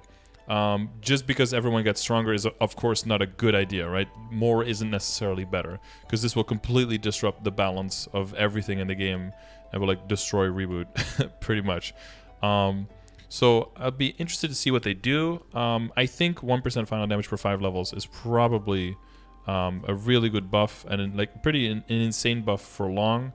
It might even end up being a little bit lower, but I also said this when the guild skills came out, that 30% crit damage was never going to make it into the game. That was way too high. It's probably going to be lower to 20 or 15%, and 30 just went in. So it is possible that they keep this a lot higher than where they want it, because, again, I am now looking at this from GMS Reboot, right? This is being balanced for KMS Reboot, and KMS might be struggling way harder compared to KMS non-Reboot because of all the items that we have in GMS that KMS doesn't have, right? We have Sweetwater stuff, we have Golic stuff, we have higher attack speed ranks, we have, we have a bunch of stuff.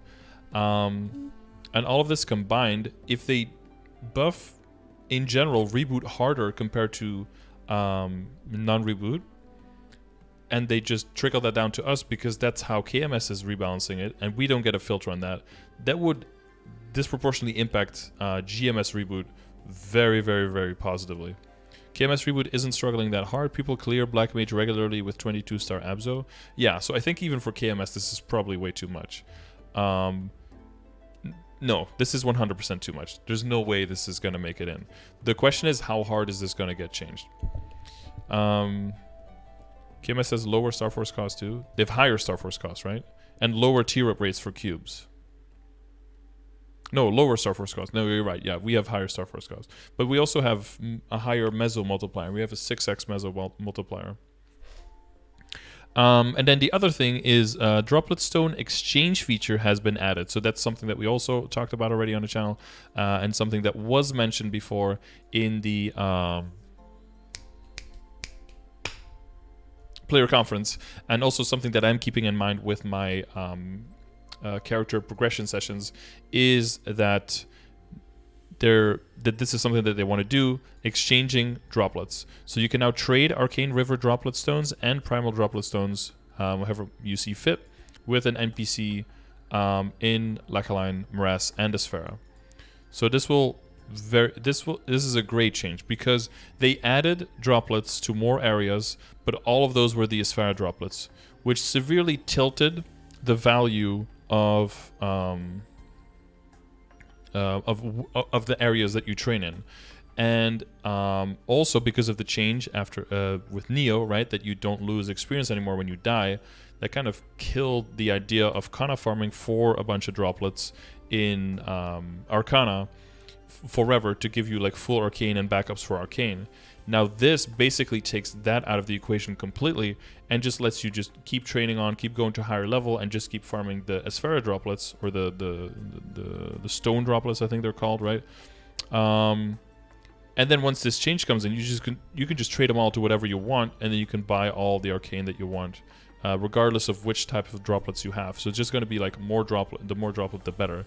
So this is a really good fix, I think, to make it so that people who have like the farming Kanas can still just keep playing them, but also that they don't feel like there's a huge cost to keeping on playing it and moving forward and leveling forward, because the droplets will still have value.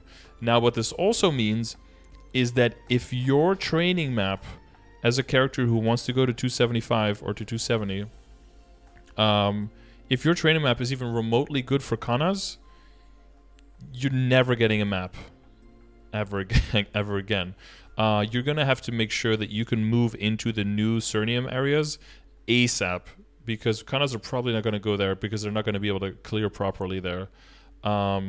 But you're basically gonna be forced out of Limina real quick, because Limina is gonna be infested with Kanas in no time. And Celas, yeah, Celas is gonna be overflowing, and then Labyrinth probably is going to get skipped by Kanas because of the map layouts and stuff, but Limina is going to get completely overflowed with Kana farmers. So keep that all in mind. Cernium with no droplets and no familiars. Yeah, so that might be not super cool, Maybe not with Vac Pets. Oh yeah, maybe, yeah. See you, Noah. Good night, dude.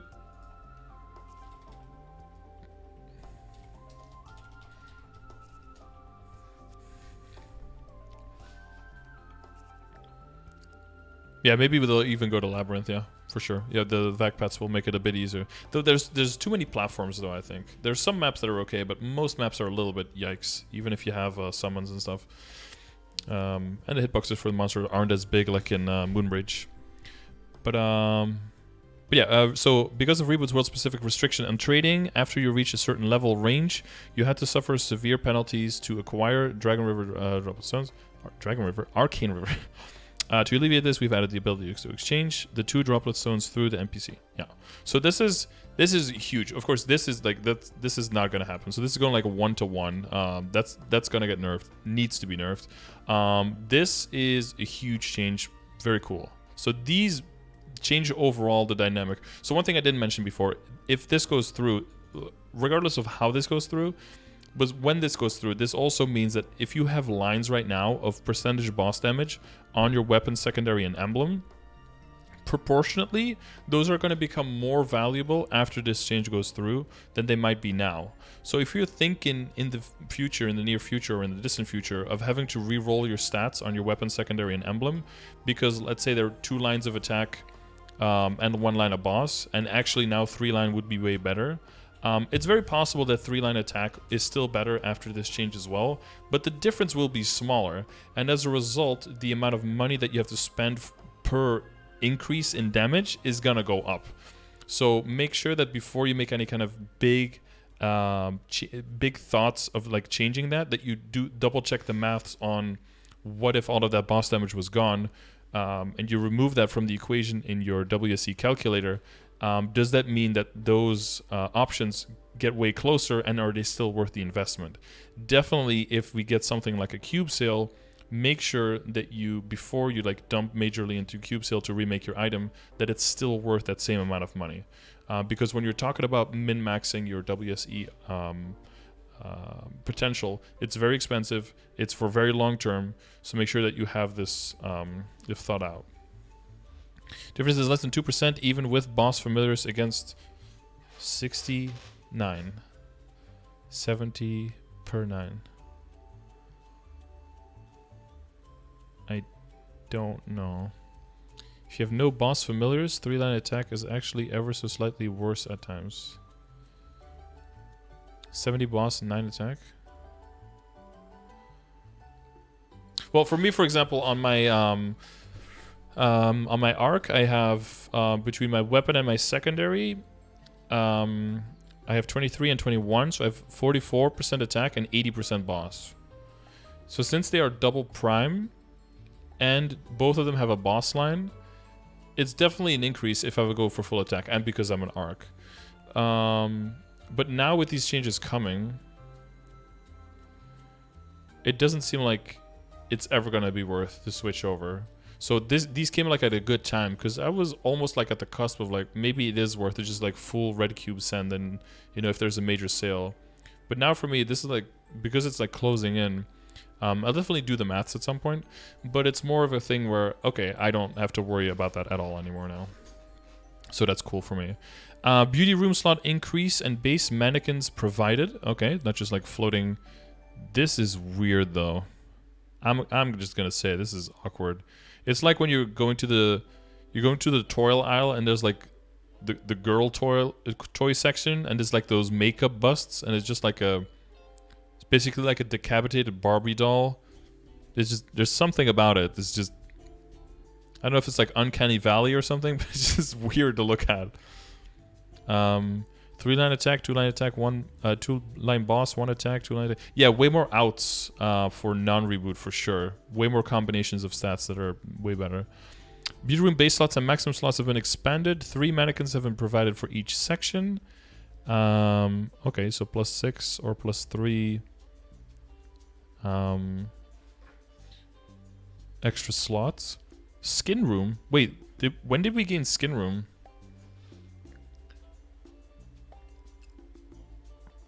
The 28th, Oshantan. 28th of April is the last day to pick all this stuff up. After the update, everyone will have their hair room and face room slots increased by 6. Their skin room slots increased by 3. 3 mannequins are applied. Okay. Then Pathfinder Open Advancement Restriction Removal. A mere 2.5 years. Wait, how long has Pathfinder been out? Jesus, that took forever, man. Dude, this has been on my bingo card for like 6 major updates. Or for 3 or 4 major updates, this has been on my bingo card, and every time they were like, no. Like, what? And now they're just apparently just popping it in between seasonal updates. Finally, open job advancement for Pathfinder has been removed, allowing you to freely change jobs between Bowmaster, Marksman, and Pathfinder. After the 4th job advancement, you can use the open job advancement coin, or just use open job advancement and then pay the fee. The more you have changed and the higher level you are, the more you will pay for the switch. Pathfinder related equipment has been added. Master of Ancient Power. Ooh, wow, this is actually pretty cool looking. Of course, this is not what you see, but this is what you see. I like the cool, I like the color scheme. I think that's pretty cool. Pathfinder related quests have been added. How to return to Partum at level 20 and Master of Ancient Power level 200. Since Pathfinder was released on January 31st, 2019. Oh my god, it is almost 2.5 years. Well, by the time we get it, it's gonna... well, no, because we also got it 6 months later. Never mind, but it's almost 2.5, yeah.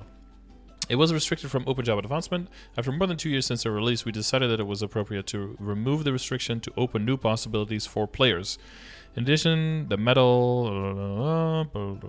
now at level 200, Pathfinders will acquire the unique medal Master of Ancient Power after completing the storyline. Wow. Okay, that's cool.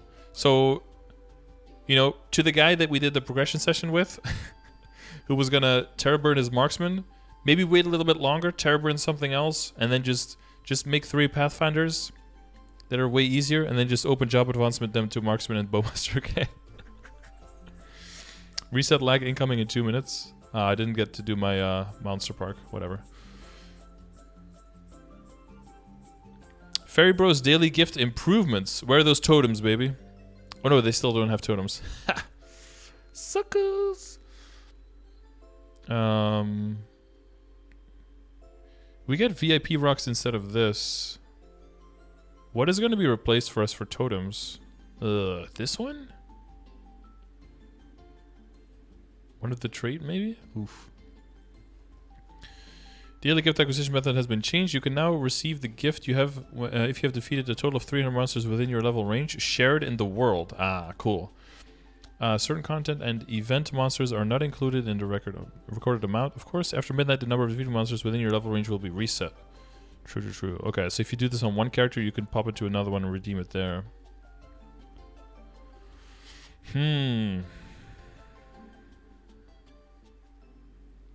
So we put in black flames, randomized, more randomized slot ones. Trade, more flames in here. Oh, no, sorry, not more flames in here. Just one. There's not even... Wait, wasn't there a powerful flame in here as well? Did you take the powerful flame out? Red cube, black cube, bonus potential cube. Oh, it's more EXP coupons, I think. I don't know that... I don't think there were 4. 1, 2, 3. Yeah, I went from 3 to 4. And they took out the circulators. Huh. Happy reset, yeah. Hey, dude, you better be happy with that, with that monocle, dude. That's really, really good. Okay. The daily gift reward have been reorganized. Blah, blah, blah. We just look at all of that. I forgot what this means again.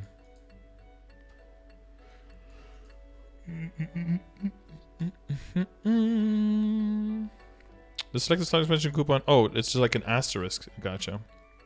Lets you choose one of 3 items: selective 8 slot expensive coupon, character slot expansion coupon, or damage skin storage slot expansion coupon. Oh, okay. That's pretty nice. 7-day TP rock instead of 3. Yeah, that's also pretty good because the 3-day rock was always just interfering with the 7-day. It was just annoying. Because you already had a 7-day and then you add a 3-day and it's like, eh.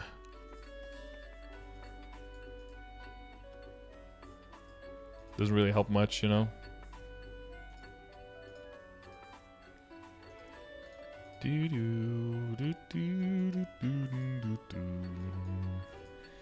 Since existing conditions for hunting monsters within level range were based, and some of the rewards were untradeable, they made it per world. Daily gift has maintained the same rewards for about 3 years. Oh my, it's been 3 years already. So therefore they should have updated a little bit. Black Rebirth Flames have been added, and the Epic Potential Scroll has been replaced with a 100% version since they have higher utility when used, and to remove the difference in experience due to probability. Nice. And then the Salon expansion rework. Very nice. UI improvements. Loooooong Dojo has been improved. The buff display location has been changed so that the buff icons do not block the timer. Good job. The timer display method has been changed to count down from 15 minutes and 0 seconds. Wait, did it not do that? Since this is content... Oh no, it counted up to 15, right. Since content with the 15-minute limit, the display has been changed to a format where it goes down from 15 minutes so you can see your remaining time more intuitively. Right, okay, cool. Cool. You can now see more accurately the information and character detailed stats UI. This is something that's been on my list for a while as well. The whole stat window should be revised. Like, the damage range went from being the thing that shows you everything that you need to know about your character to now being absolutely useless to look at for anything.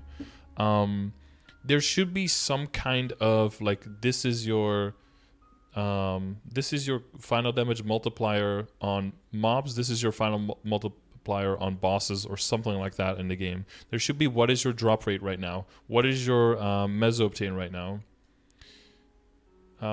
Any kind of stuff like that. Is Wheels on a Bus DMCA? I don't know. That might be public domain.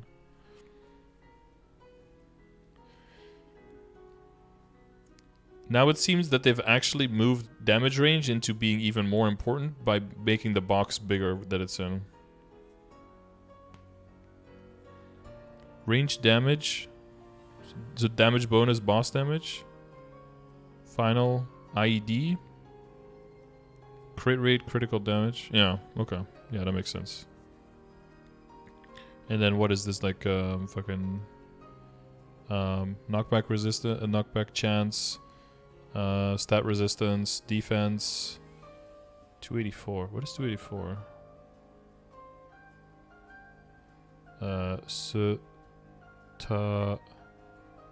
Pus. Star Force. And then arcane power, and then speed and jump. Okay. But then this one is actually okay, maybe kind of cool. Oh, there's no white line here. No, they lost the white line. Actually, with the white line, it looks way cooler than just like the blob of color. It's pretty nice. So you can see very clearly if it's an epic, a unique, or a legendary line when you're rolling in your inner ability. That's pretty cool.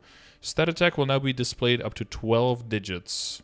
Thousands, millions.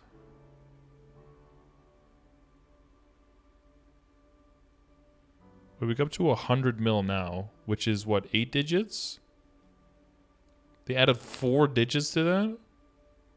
Okay, that's a lot. So it goes up to hundreds of millions, billions, hundreds of billions,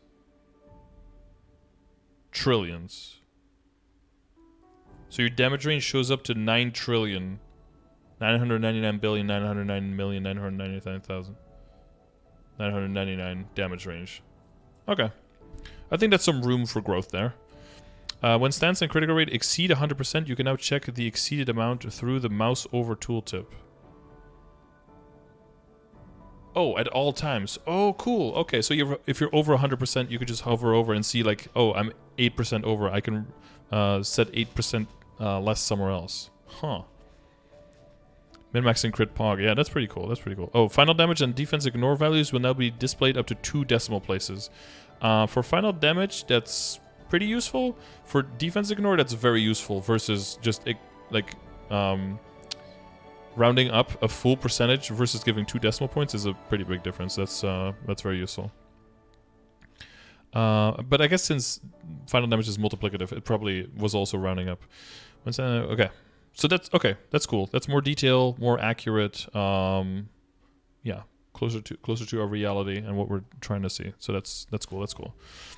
The chatting window has been improved. Tell me how. The chatting window's display text size can now be adjusted.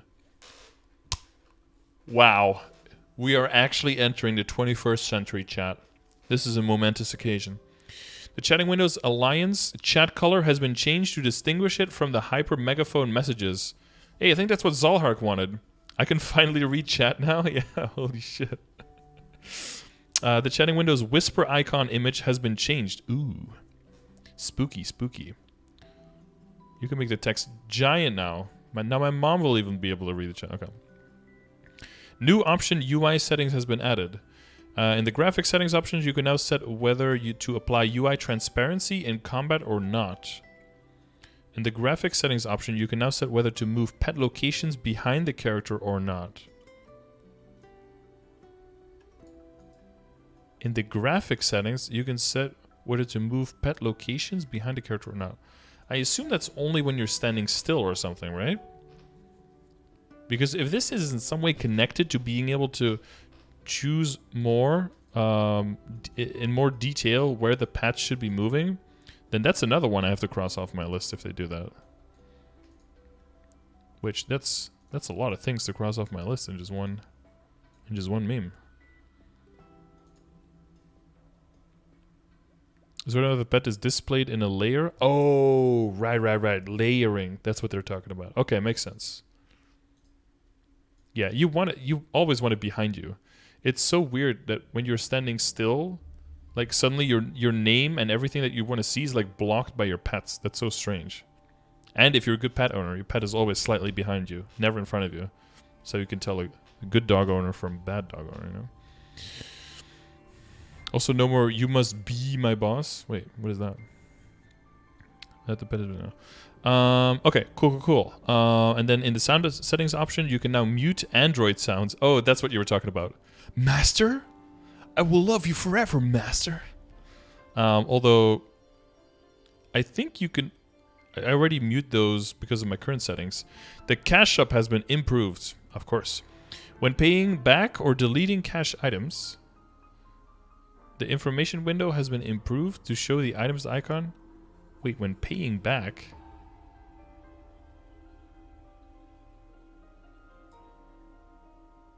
Paying back?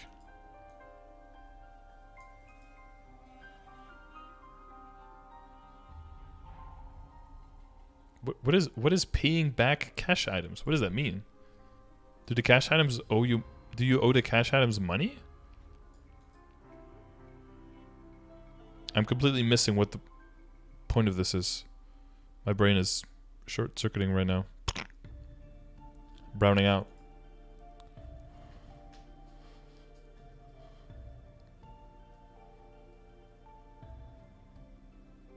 Nobody else knows. Okay. Cash's probability type guide button has been improved to be more visible.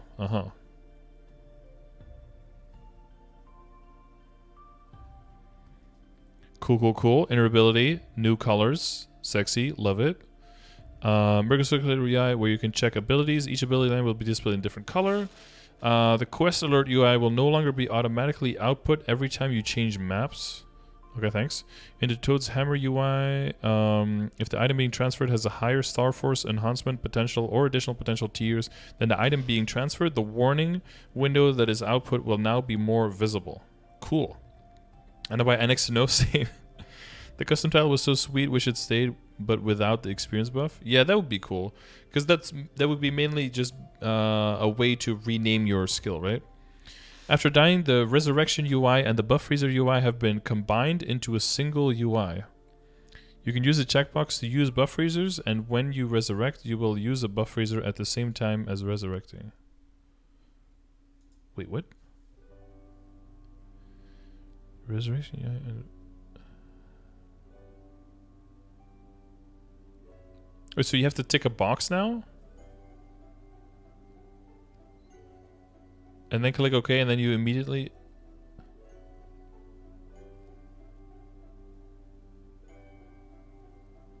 You have to click OK twice right now? Yeah, I prefer that, actually. Because you just want to... Because if there's a timer on it, you want to be able to make sure that you have... Now you still have to click twice. You only have to click the tick box and then click this one, right? Be persistent after deaths? Yeah, but then, yeah, okay. But then if you don't want to use a buff razor, you still have to untick it again. I don't know. I guess it can save you like a few ticks in your lifetime, but I don't think it's super useful. This is good for Battleroid whales? Yeah, maybe if you have a... Well, I think... Yeah, because if you have a Battleroid, I think you have to click like no on the first one and then click yes and then it'll still be saved or something, right? Video's gonna be so long. Yeah, we're at 2 hours, bro. We're almost there though, don't worry. Okay. Maple auction improvements. Okay, I don't... Search options have been improved. Search results have been improved. Better filter options. You can now read more detailed descriptions about the existing registration deposit through the NPC. Egg rich. Okay. Cool stuff. Etc. improvements. Oh god, more. When entering Flame Wolf Den portals and Pollo Frito bounty hunting portals, a message will now be displayed in a chat window when the number of times you can enter today is less than 5.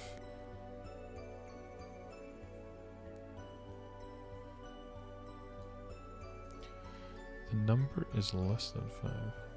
Ah, shit, I think it should be the number is lower than 5. Because a number isn't less or more. A number is lower or higher, right? I think technically. But, you know, I had to find something to nitpick there, you know? Naver Diaspora? What's going on? What did they do to the world map? What's going on? When they remove the little balls from the world map, it looks so different. Victoria Island's Fairy Forest area has been added to the world map. Fairy Forest. Wait, this one? Or is there something... Dude, I don't look at the world map enough. When the below quests can be started, they have been linked so they no longer appear in the quest ords. Victoria Island's Fairy Forest area has been added to the world map. This was already here. Is it this? Or it's one of those? It's below Gold Beach.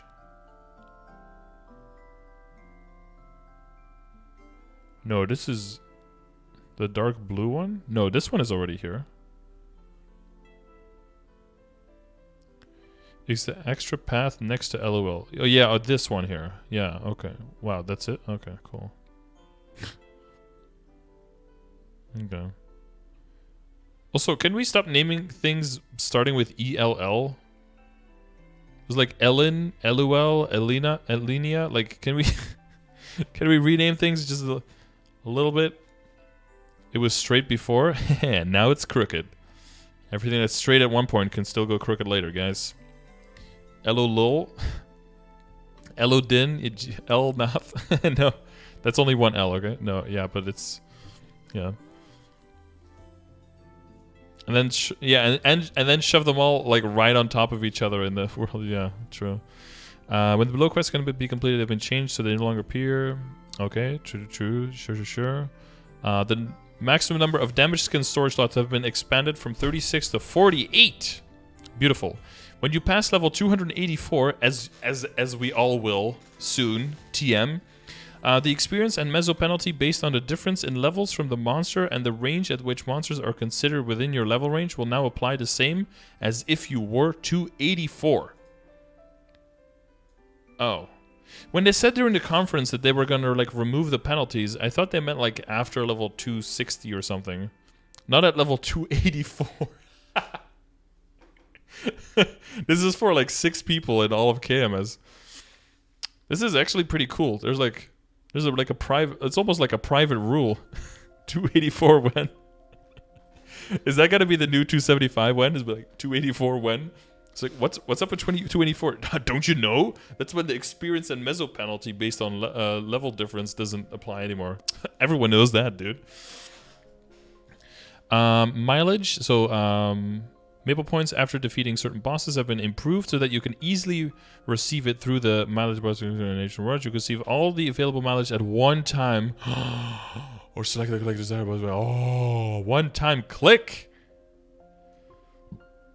Honestly, they can take all of my cubes and my flames as long as I can. No, never mind. Take this away. Give me back my flames and my cubes. God damn it.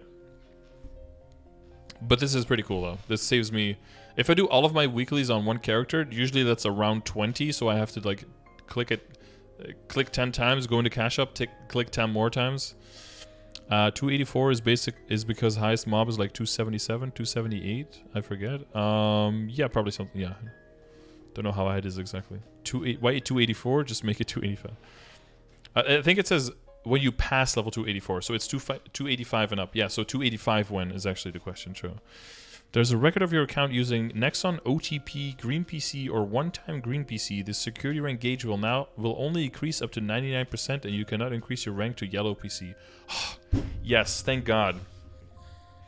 Okay, error fixes. God. Fix an issue where if you use the skill with a cooldown after changing channels right before the cooldown reset, it would activate but deal no damage. Beautiful. Decent skills will no longer be activated if a better version of that buff is currently active. How does it take you 4 years to implement this?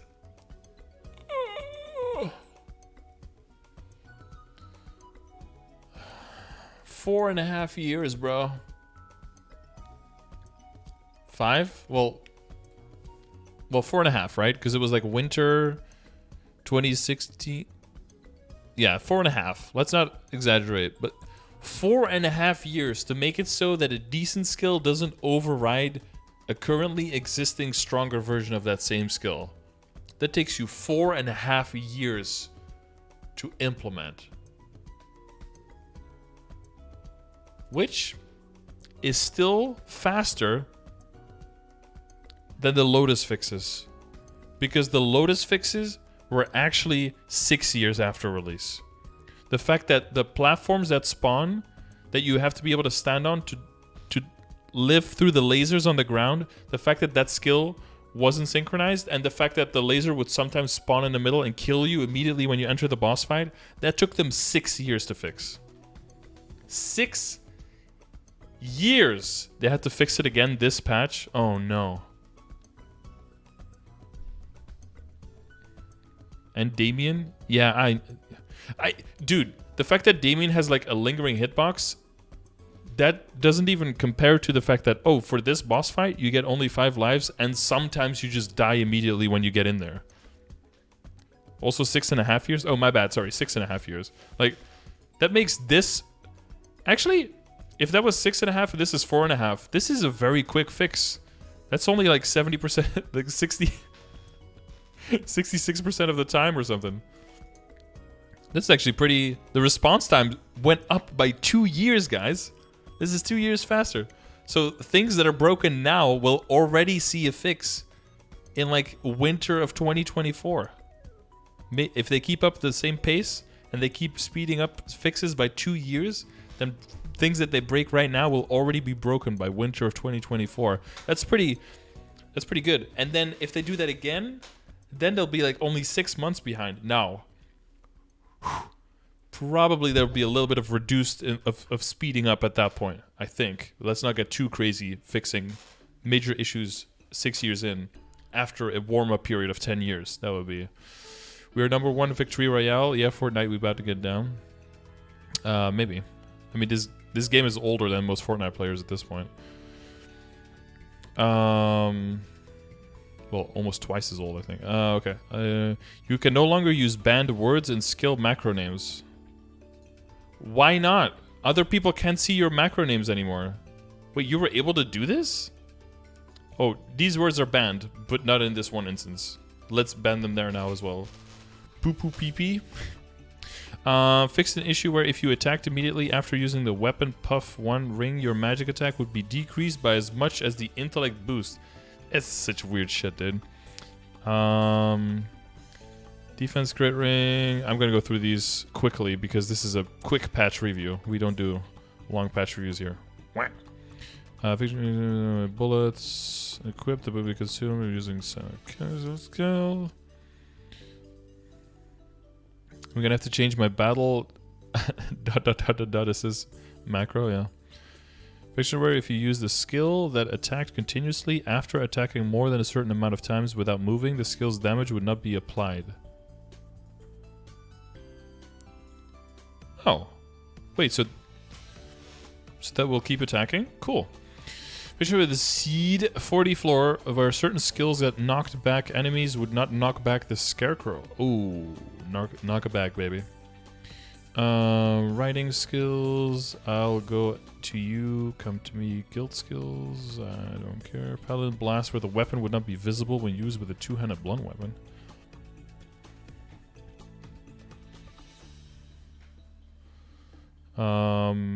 Yeah. Usually max highlights if there are like big things here and important things here. So I am gonna take a leap of faith here and jump through these, and then we'll circle back to these once we get to the actual patch notes next week. Shade Split has been changed so that when using the skill to target the enemy with the highest max HP on the separated soul and the original monster, they will now prioritize the original monster. Oh, that's pretty good. That's pretty useful, actually. Oh, Demon Slayer buff. Demon Slayer's Demon Trace, where in Will Phase 1, if used with the up arrow key, sometimes you would move to the wrong location. Beautiful. Oh, fixed issue with Demon Mage's Revenant, where after it ended, sometimes the HP reduction debuff would not be applied. In Black Mage, the skill has been changed so that if you consume all your death counts by stacking the creation and destruction debuffs while Revenant was active, you will now die and exit. I mean, that should probably happen. Boss fights are based on the fact that the character dies when all of their death counts are consumed. Since this is a specific problem due to the combination of Black Mage's special characteristics and where death counts are decreased even when you didn't die, and Revenant's special characteristics where your HP cannot reach a 0, we have changed it to cause you to die and exit. I think that's pretty good. DS still weak, more buffs, please. I mean, I think DS is also disproportionately going to benefit from the damage percent of final damage change for Reboot quite a lot. So specifically for Reboot DS, I think that's a pretty big buff. Okay, Xenon's Mega Smash has been changed so that if you enter the Torrent Zone while charging or attacking, the skill will be cancelled. Rip. Fixed an issue with Xenon's Overload, wherein Damien and Lotus, if you died while using it and used buff freezers before resurrecting, your MP would be recovered. Oh, I think that was an issue before. Takedown, where it was used as soon as Zakum appears, sometimes Zakum would not move. Cringe. The issue with zero skill system, apparently this is pretty big though. Fixed an issue where the client would exit if a certain number of assists were activated within a short period of time. Rip. If you use a skill that created sword slashes, if you used another skill before the sword slash is activated, they would not be activated.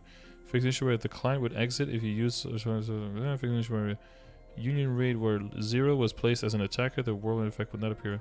Apparently this makes it so that you can tag a skill if you smash all the keys almost twice as much or something, I heard.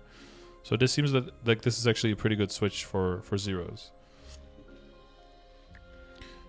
Fix an issue with skills arc skill sound effect where the hit sound effect will be played only a certain number of times when certain skills hit multiple monsters at the same time. It's probably good because some of our skills hit a lot of times. Pathfinder going to benefit hugely from the damage to final damage. Okay, that's good. That's good for them because Pathfinder probably needs some endgame scaling, so that would be really nice. Other characters though that will benefit a lot: Arc, Demon Slayer. I don't think they need much more endgame scaling. Remember, when many sound effects are played at the same time, errors like not being to move occurred, so we have changed. So then, when more than a certain number of hit sound effects are played, only a certain number of them will be outputted. Okay, okay, so that's where that lag comes from. Nice, because that does happen at the end of... I thought it was just the amount of lines that showed up, but apparently the sound effects are partially to blame there as well. Huiyong Talisman and Scroll Power with its charge sound effects. Okay, boss monster error fixes. Jesus. Oh my god, so much stuff. If you defeat the boss at the same time as when the time limit ran out, the time limit will now be extended. Cool. Fix an issue with elite bosses where after defeating them you could sometimes acquire 3 red treasures. What about sometimes when you get 0? I've never gotten 3. Have you guys ever gotten 3?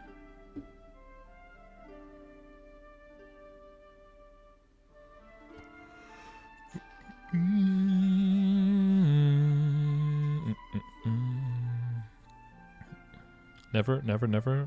You get 0 more than you get 3? Yeah, same, dude. When are they fixing that one? Oh, here. I think this is what Sam meant, right? Lotus where the phase 2 and 3 platform patterns. Sometimes platforms would exist, but they could not be stood on. Yeah, that's a big issue, yeah. Fixed an issue where the laser would be activated without any platforms. Fixed an issue in phase 3 where if it was bound at the same time as the beginning of the orb throw pattern, 2 lotuses would appear for a short period of time. Fixed an issue in Damien if playing a party, sometimes 2 or more Damiens would appear during the body pattern. What? Sometimes? Like all the time, you mean? Fix an issue where sometimes you would not die even after receiving 7 Sigmas. Okay, I've never had that. Fix it, well, during an iframe, but that you die right after. Fix an issue in phase 2 where the smackdown attack's duration was longer than the effect. Yes!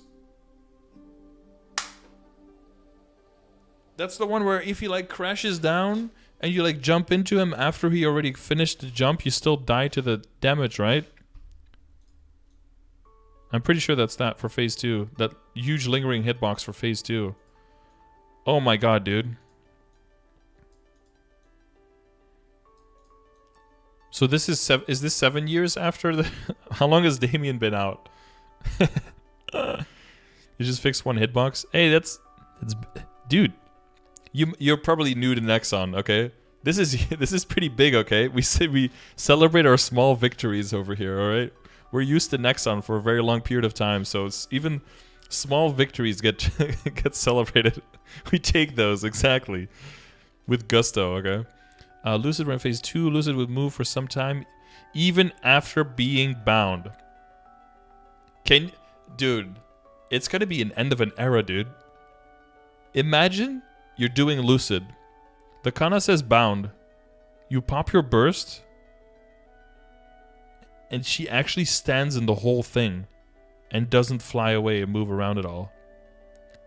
And like, there's like a moment of silence.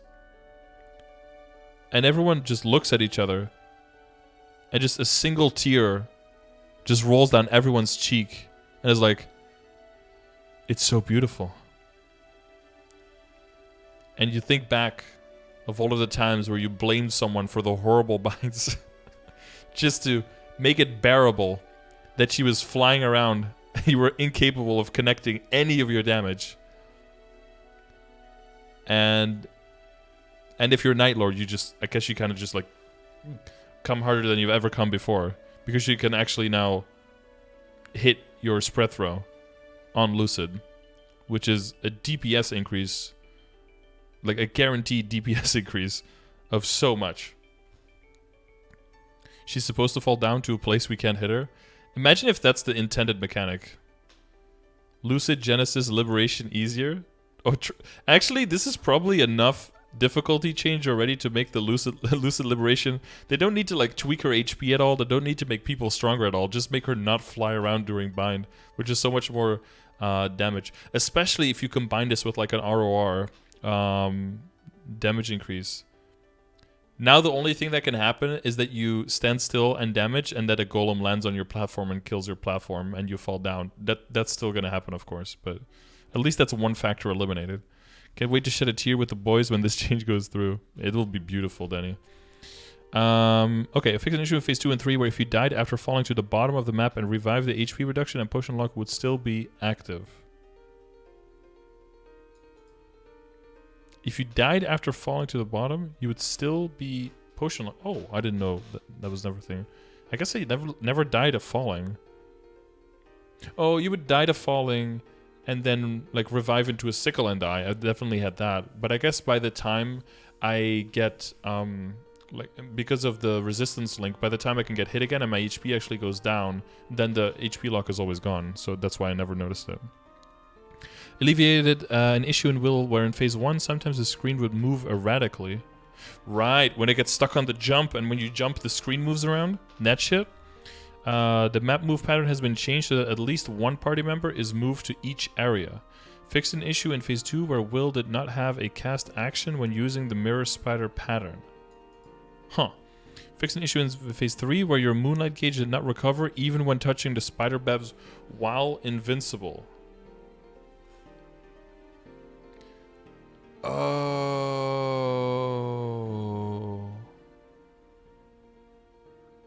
Oh, so if you used Moonlight, walked through a web, that counted you as getting hit and therefore halting your Moonlight gauge recovery.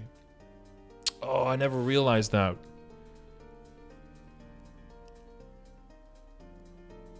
It means that when you attack, the screen will shake left and right sometimes? Oh, they don't mean about the map being stuck? Well, fuck, that still needs to be fixed then. I guess that makes up for the final damage nerf. That should make it a bunch easier to cleanse when you're soloing, yeah.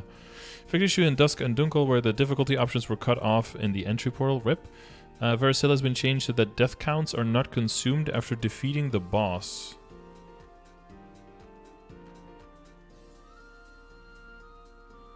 Death counts are not consumed after defeating the boss.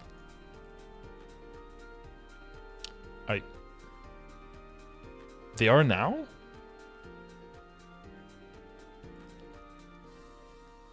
Is it like possible that you kill her and then the slash animation goes off and like kills your teammates and you don't get drops? Is that possible?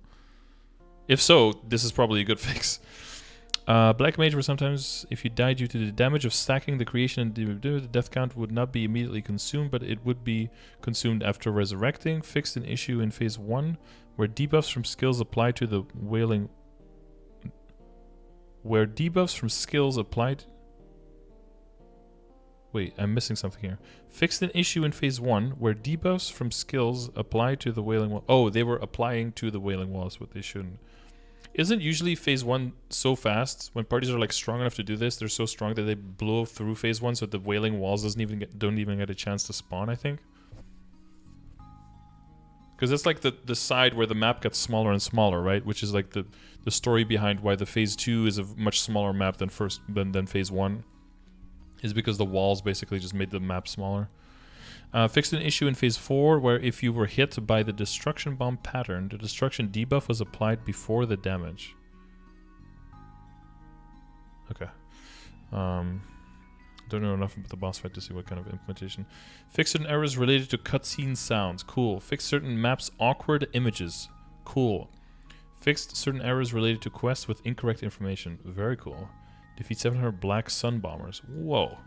Fixed an issue with Pathfinder's class. Only quests where other jobs appeared.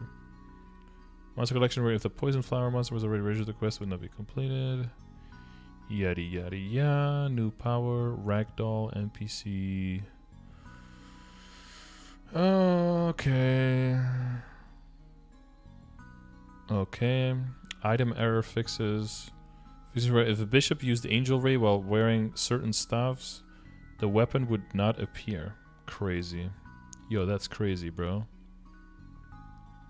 The seed error fixes. Summon monsters stop moving in 13. Talk to NPC in 38. You could clear the floor by defeating only the bears by using soul or install skills without closing the last dialogue. It's such a weird thing that people just find weird glitches. Fixed an issue in 44 where pressing the up arrow key on certain areas would activate the teleport motion without moving you. Okay. On a 43rd floor, the examples for the questions related to the 36th floor have been changed. Okay. Reboot World error fixes. What did we get? Fixed an issue with sharks and cold sharks where they dropped equipment that did not match your job. Crazy. Fixed an issue with the Hunter's Pouch and Advanced Expedition box descriptions included items that could not be acquired in Reboot World. Wow, amazing. Fixed an issue where Evan's dragon equipment and mechanic equipment did not drop from regular monsters. Oh. Wait, didn't they literally just add those the patch before? Or no, 2 patches before. Because they're already in the game now, right? For us. Does someone have a clip of the guy who tries to bind part 1 but loses half of his lives by getting comboed by the boss? Oh, I I know the one you're talking about. It's like it's like and all of his lives are like gone immediately, right?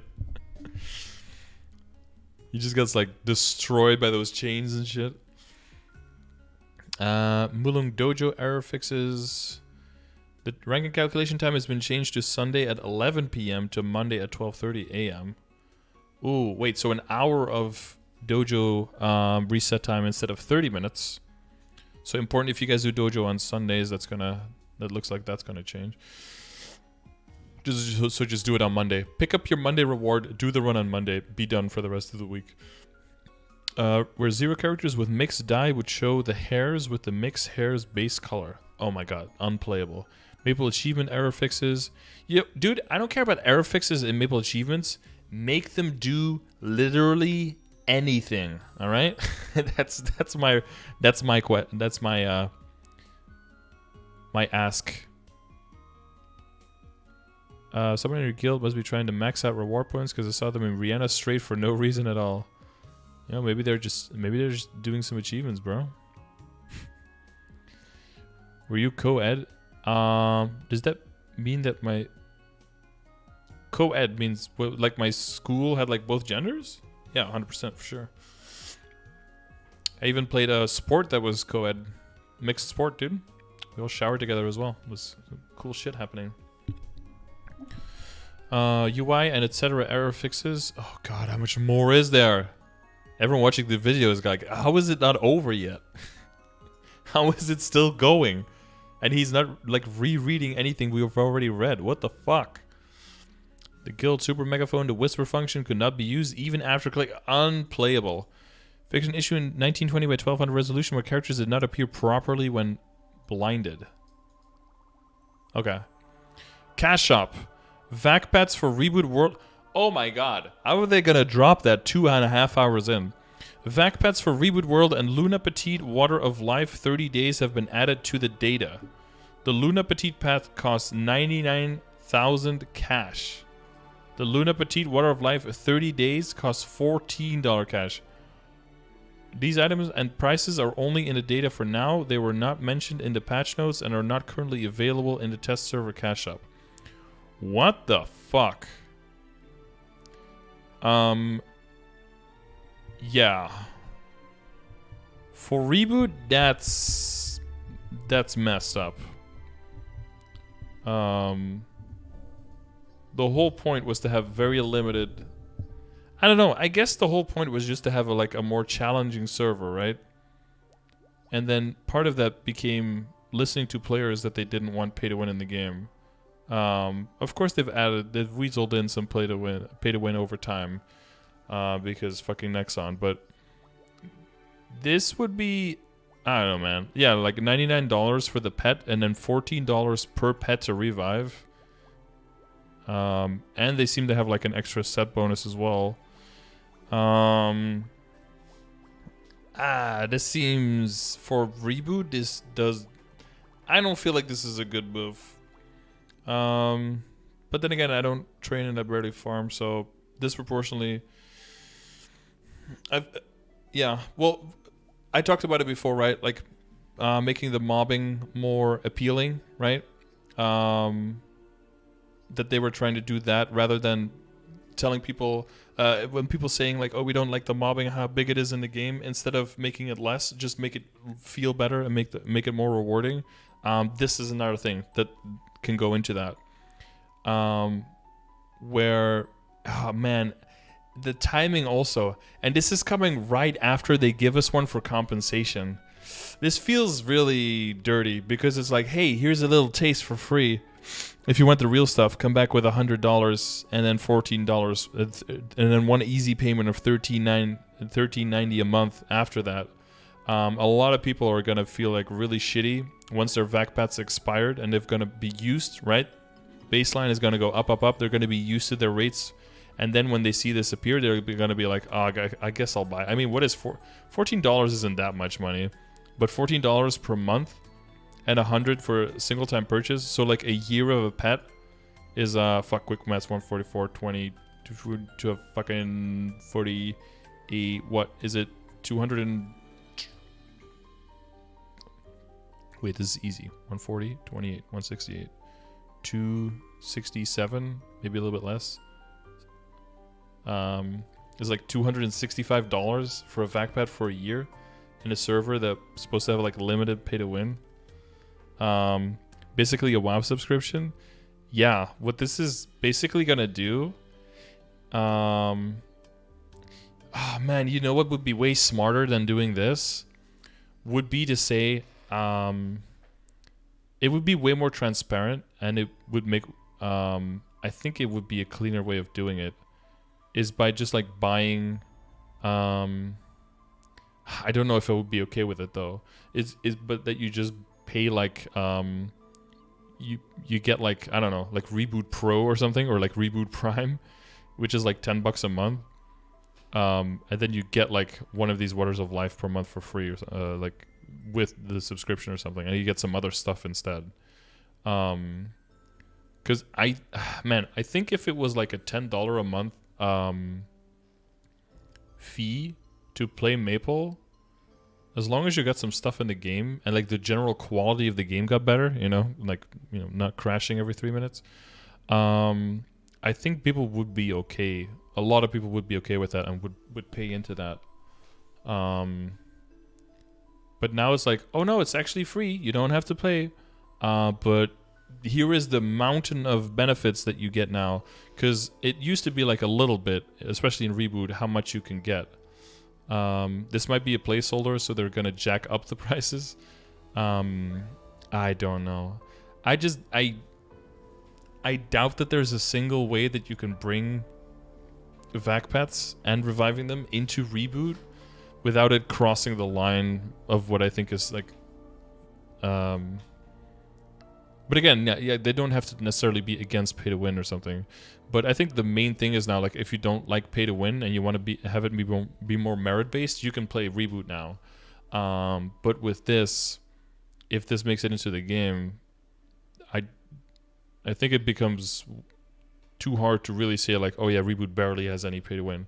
Well, we do have pets that kind of like suck all the drops towards them, and the major, and like 85% of playing Reboot is basically training and farming. But it's not that big of an, like, you can't there's no excuse there anymore. Which I thought that was the main like dividing factor between the two servers now. And given how much people compare their value of their personal progress compared to how well other people do, it's gonna make people feel really, really bad for just not having Vac Pets and other people having them, and then feeling like they have to either. It's gonna be like the 2PC meta over again, where people will feel that either they have to get Vac Pets or they just have to feel like shit with everything that they do. And just like with 2PC, like, even though I say like, hey, it's all about the baseline, and you have to just readjust your expectations on what you think is realistic for you. For many people, that's just not going to be a thing that they want to or are able to do. For me, it's not going to change much. Like, I'm just going to play the game however I play the game. But I think for a lot of other people, they're going to be very annoyed with the fact that they will feel like they're basically forced to pay $100. And, well, I don't know if these numbers are final, right? But like $100 and 14 a month to keep it alive on just one character. Now, if they do come out with what they said during the conference, is that they want to have more common cash up transfers, and they want to have, in general, eventually have one big cash up for all the characters in the account. That will make that a bit less horrible, but that's a lot of money, dude. Although, I don't know, man. I'm super stingy, so maybe this is actually... If people think like, oh, I've been playing this game for 3 years, I haven't really spent any money on this game, dropping like $200, or like $100 once and then 14 a month is actually not that much money at all, and I'm more than willing to pay that because I think the surface is worth it. I don't know if we necessarily should deny people the ability to do that, but for me, $100 is a fuck ton of money. I'll never pay that for like a pixel in the game. I'd rather save that money and give it away in like transparent permanent NX to you guys when there's a sale on that. I can't. I'm not gonna get one of those pets for myself, even though I have like, how much do I have right now? I like how I'm talking about how expensive it is, but I can probably buy like 14 of these things right now.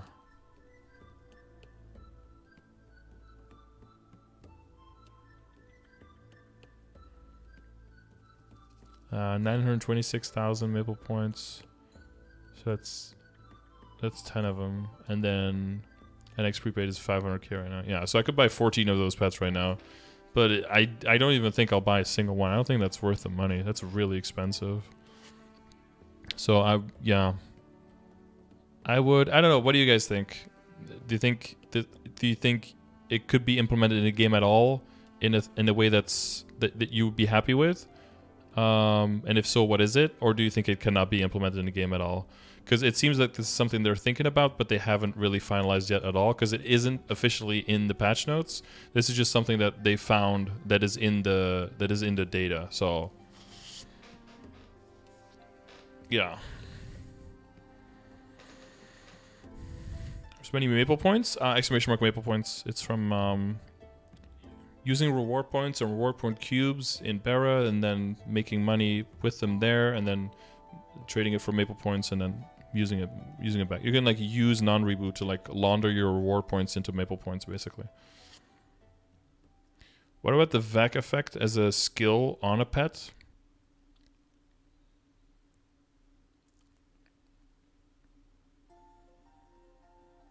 That would just be moving the problem though, no?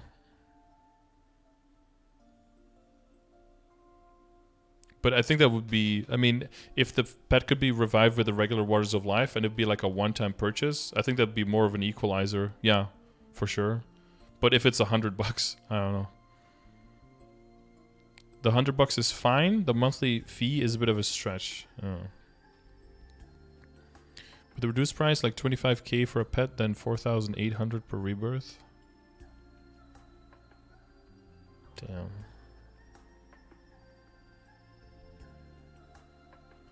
Maple is a mobile game now, though. True. Honestly, though, one night out drinking would cost me more than 1 year of Vac Pets.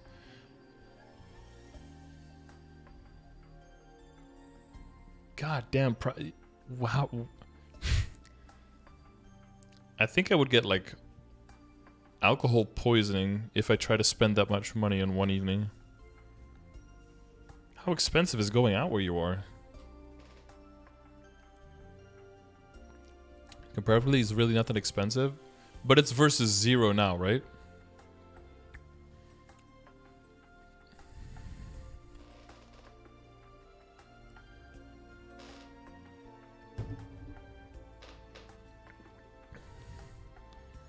When compensation pet expires, it is gone for good. Oh, that's actually a good question. Does our compensation pet turn into a doll, or does it disappear? Because if our compensation pet turns into a doll, then we can just revive it with the Water of Life and we don't have to pay the $100. Oh, that's actually a really good point. I didn't think about that. It's gone? Really? They said you can't... Oh, they said you can't revive it at all. Oh, that's true, that's true. Oh, so they already had this in mind. That's why they put the not revive on it. Oh yeah, true. They did say that you can't revive it, yeah. True, true, true. Amsterdam is duur. Outside, dude. Outside. Super duur. Super duur. Fucking duur. 2 hoog. Da, da, da. Super mooi. Da, da, da, da. Super groot. Fucking duur.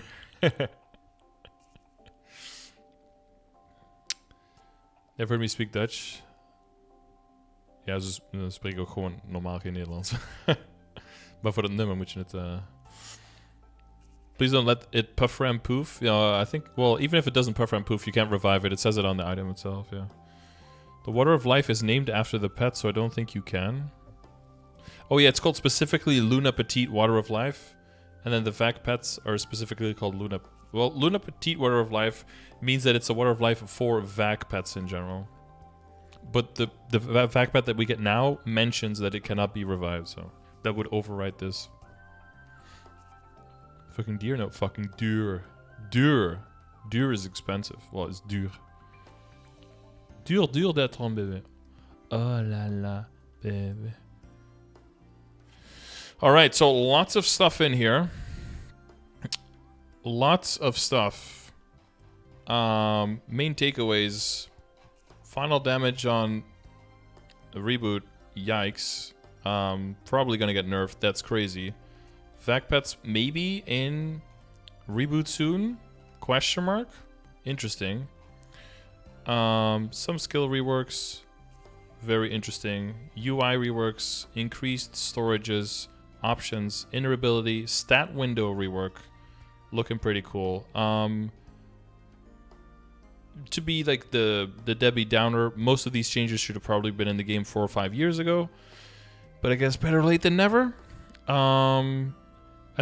Dude, I truly think that when Nexon puts things into the game, they make them just worse on reveal, and then they queue up the actual release features like 3 years down the road, so they can make us feel like we're getting something better, when that was actually already their plan from the beginning, just to keep us happy and being like, oh, we're constantly improving the game, by the way. But it's easy to improve if you just start with a shittier version of what you already have conceived and then slowly make it better. Like the amount of changes that went through the V matrix to make it so that you don't accidentally extract something you don't want to extract, that took them like a total of 4 years and like 4 or 5 different patches to implement, when that should have been just like completely on release, you know? But yeah, so this stuff, extra slots, colorblind stuff, that's very cool. Oz rings, easier, shorter quest line for the emblems.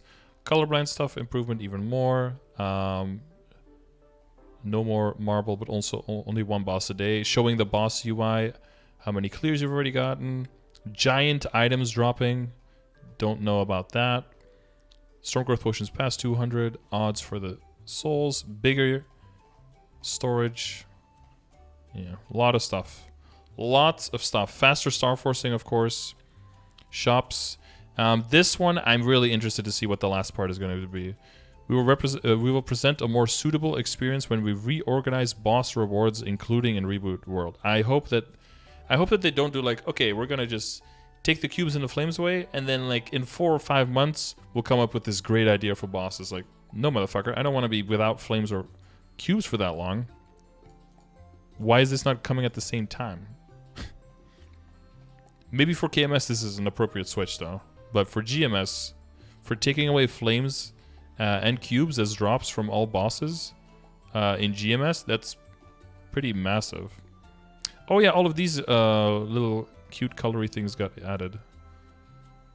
Because yeah, exactly. All of these buffs, all of the buffs. Yeah, being able to macro these and be able to be registered as a pet auto buff. Apparently in Steve's video he said that you could macro these as well. So that's really quality of life, a good quality of life improvement. Tell me what you thought about this, just this really quick, short KMST SPA, change rundown. Now that everything is fresh in your mind, because it's pretty recent because of this short overview, mere 2 hours and 44 minutes. And oh yeah, the Mihal link skill extension duration, that's pretty big. It's pretty useful. But yeah, tell me what you guys are most looking forward to. As always, next week we get the definitive patch notes. Again, I won't be going over the whole thing then because Resident Sleeper. I will just do like side by side, see if there are any changes, and talk about the changes, and then that's gonna be that. So that's only gonna probably take like an hour and a half at most. You know, that's gonna be the super fast patch rundown. But yeah, hopefully you guys liked all of this extra context and the extra thoughts behind all of this, and just watch it in like 5 different pieces on your commute or something. But yeah, thanks for tuning in, and I'll see you guys on the next one. Bye bye.